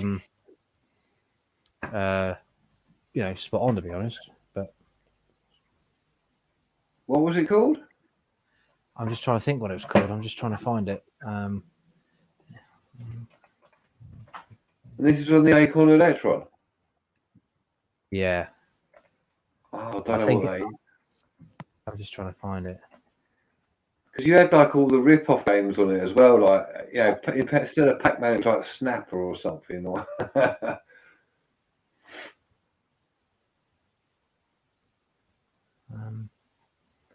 know you could get Crazy Taxi on it. That was a good game. They used to have that at the arcades and stuff. Yeah, I love Crazy Taxi. That was a good game. The graphics were terrible, but it was good fun. I think I found it. The graphics were terrible, and all of them, weren't they? But like, we still played it because there was nothing. We else didn't know any different, did we? No, of course we didn't. Know any different. So I remember playing. I remember having Sonic 2, like when I did the Mega Drive and all that. Had Sonic 2 come out, and we bought it the day it would come out. Bought it for like 40, 50 quid, whatever it was. Completed it in a week, but literally, because you couldn't save. Very rarely could you save a game on a Mega Drive, and it was like. I think Sonic 3 was the first time they actually had it where you could save it or something. And it was so good because you used to play it, but you used to leave your computer on overnight if you wanted to go to bed and and start from where you left off in the morning on pause. I even did that with the PS2, I think. Yeah, before you had to buy that 80 megabyte bloody memory. Well, it was an 8 megabyte memory card, yeah. Oh, I But see, I couldn't save it. Yeah, I had loads of them. I had so many different saves because some of them took up more than one, didn't they, as well? So you can get one, you can get them where you could press the button, it will go to the sort of, it was partitioned somehow, I don't know. So you could sort of save eight slots and then another 8 slots on it as well. Yeah, that's it. I'll put this link in just for the private chat. But this is a list of all the educational games that you were able to play on the Acorn system. Oh, has it got? Is it or something? I remember. And the Witch's House somewhere. Let's have a look. Yeah, the Witch's House is on there. But there was a game I remember playing at school as well, and I cannot find it. Mass Mania, I think it was. Mass. All right. I don't know. Merlin's Castle. Oh my god. I think that might have been the game actually I was on about just a minute ago. Oh, that was Pod. That's what I was thinking of. Pod can shit. You used to play in the pod can, and then it would tell you whether it could do it or not. And if it could do it, it would start doing whatever you put in it. Oh, is it Mass Mania? I was trying to see if I can find the game Mass Mania. But as soon as I left junior school, I could never bloody find the game. It was actually something that they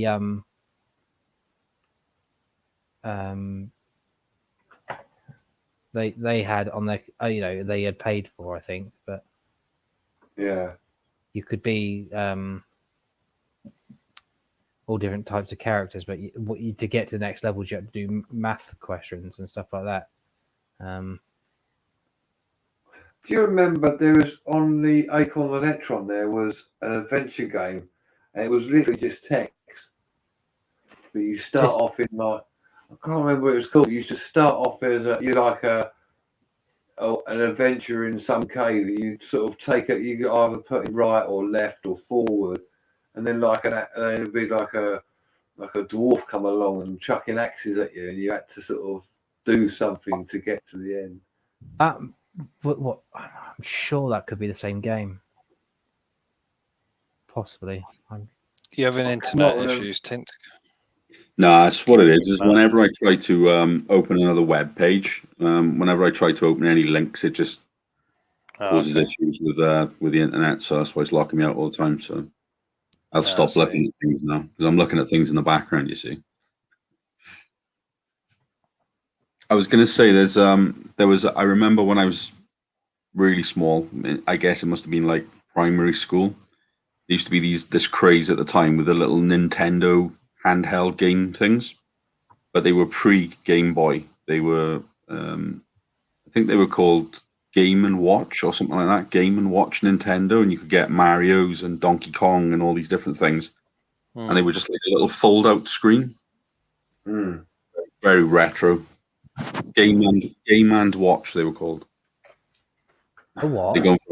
They're going for about 60 quid on eBay right now, I think. I'm just trying to find this game. It's annoying me now. I cannot remember. I would post a link to them just to show you them, but my system's crashing every time I do it, so you'll have to look yourselves. Yeah, I can't find this. It's probably you know what I'm talking about then? Yeah, I know what you're on about. I'm sure that I'm just trying to remember 25 years back just to try and find this one game, but I'm going to give up. I think it's too late even for me to even. Yeah, I can't remember what it's called. If I remember what it is, I'll tell you. But it was awesome because I'm just looking at all the old games you got. Like you had Repton 1, 2, and 3. Yeah. Chucky Egg, Snapper. All these I had, but I cannot for the life of me remember what this other one is. It was a nightmare. What did you have to do on it, John? Well, it was basically just a text game. So it'd load up, and then it would start off. You were somewhere. I think you were in a cave or somewhere, and you'd have to either type in left, right, or forward. And there were certain commands you could have. But then you go left, and I remember you used to go left or right, and it would say something like a dwarf has entered and it's chucking axes at you, basically. So what do you want to do? That wasn't Dungeons that wasn't Dungeons and Dragons, was it? They were that kind of. That's the way they used to do role play adventure games in those days. It was all text, and Yeah. Dungeons and Dragons did it a lot with that. There were loads of different ones, though. I can't remember the names of them. There's tons of them. Yeah. But I just remember that. I mean, I'm not very good with computer languages now, but way back when, I used to be into BASIC. Yeah. And I used to write stuff like that, those little games with the role play adventure where you could. The basic language is easy to do that kind of thing with, so you could write those money little and games. all that. Yeah, I never did anything massive or anything, but you could make because it was so time consuming. So 1,000 lines it would code take hours and hours. 2 minutes. Yeah, it would take forever. That's why they used to have these massive teams of people making those games, because each one would be making one little scene basically.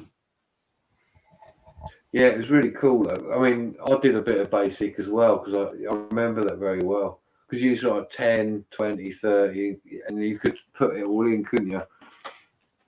And you'd have what was it? It's like Logic. If you ever done electronics with Logic, it's all what they call AND, basically, not AND gates, logic gates. So it's all and so's and ifs. If this is this, they're equal to this, then this is this. That's all it is. If this is greater than this, then it goes this. If not, then it's this. It's all that kind of thing. Yeah, it should go if this, go to this, and so forth, wasn't it? Exactly.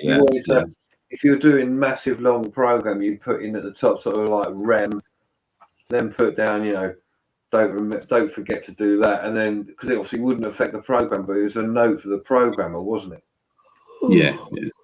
Yeah. It's interesting. And then it was. And then they came along with the with DOS, and then once DOS came along, it was completely different. I couldn't get into that. Back to the old discs, what we were talking about. Yeah, I remember the first PC I ever bought was a Pentium 75, and I remember at that point having the floppy disks and having to put Windows on it, and I think it was Windows 95 at the time, and I think if I remember correctly, it was around about 18 floppy disks to install it. Jesus, Not Windows 3.11 then. Say again. 1.5 back. Not Windows 3.11 then. Oh, what a bitch! Yeah, by the time I had a PC, that had progressed to Windows 95. Yeah, I went through all the Windows ones, and it was, oh my god, yeah, it's going back because it was such a nightmare to, like you say, you use loads of floppy disks, didn't you? So you wait for it to load up, you there to go, and then it's sort of like, please insert disk 2. It's like, yeah, they weren't the big, the big. I think they're 5 1/4. They weren't those ones. They were the smaller ones. These are 3.5 inch, weren't they? Yeah. Windows 3.1. I had another computer from school with that on it. Yeah. Bloody awful thing. Yeah. Anyway, guys, I'm probably going to end it. I've got to be up early. We're doing an Explore tomorrow as well, so cool. Probably leave it there. I think 12:30 already. Yeah. I got to head to bed anyway, so I've got to go to work tomorrow. Pretty knackered, but yeah, thanks. It's been a good one, I think. So thanks, guys, for coming on the panel and everyone in the chat. Thanks for joining. It's getting late. Yeah, it's been quite a good topic actually. Yeah, it's been quite a fluent topic, isn't it? Round of topics tonight, so definitely, yeah. It's good to have a round of topics rather than just one sometimes, isn't it? Yeah.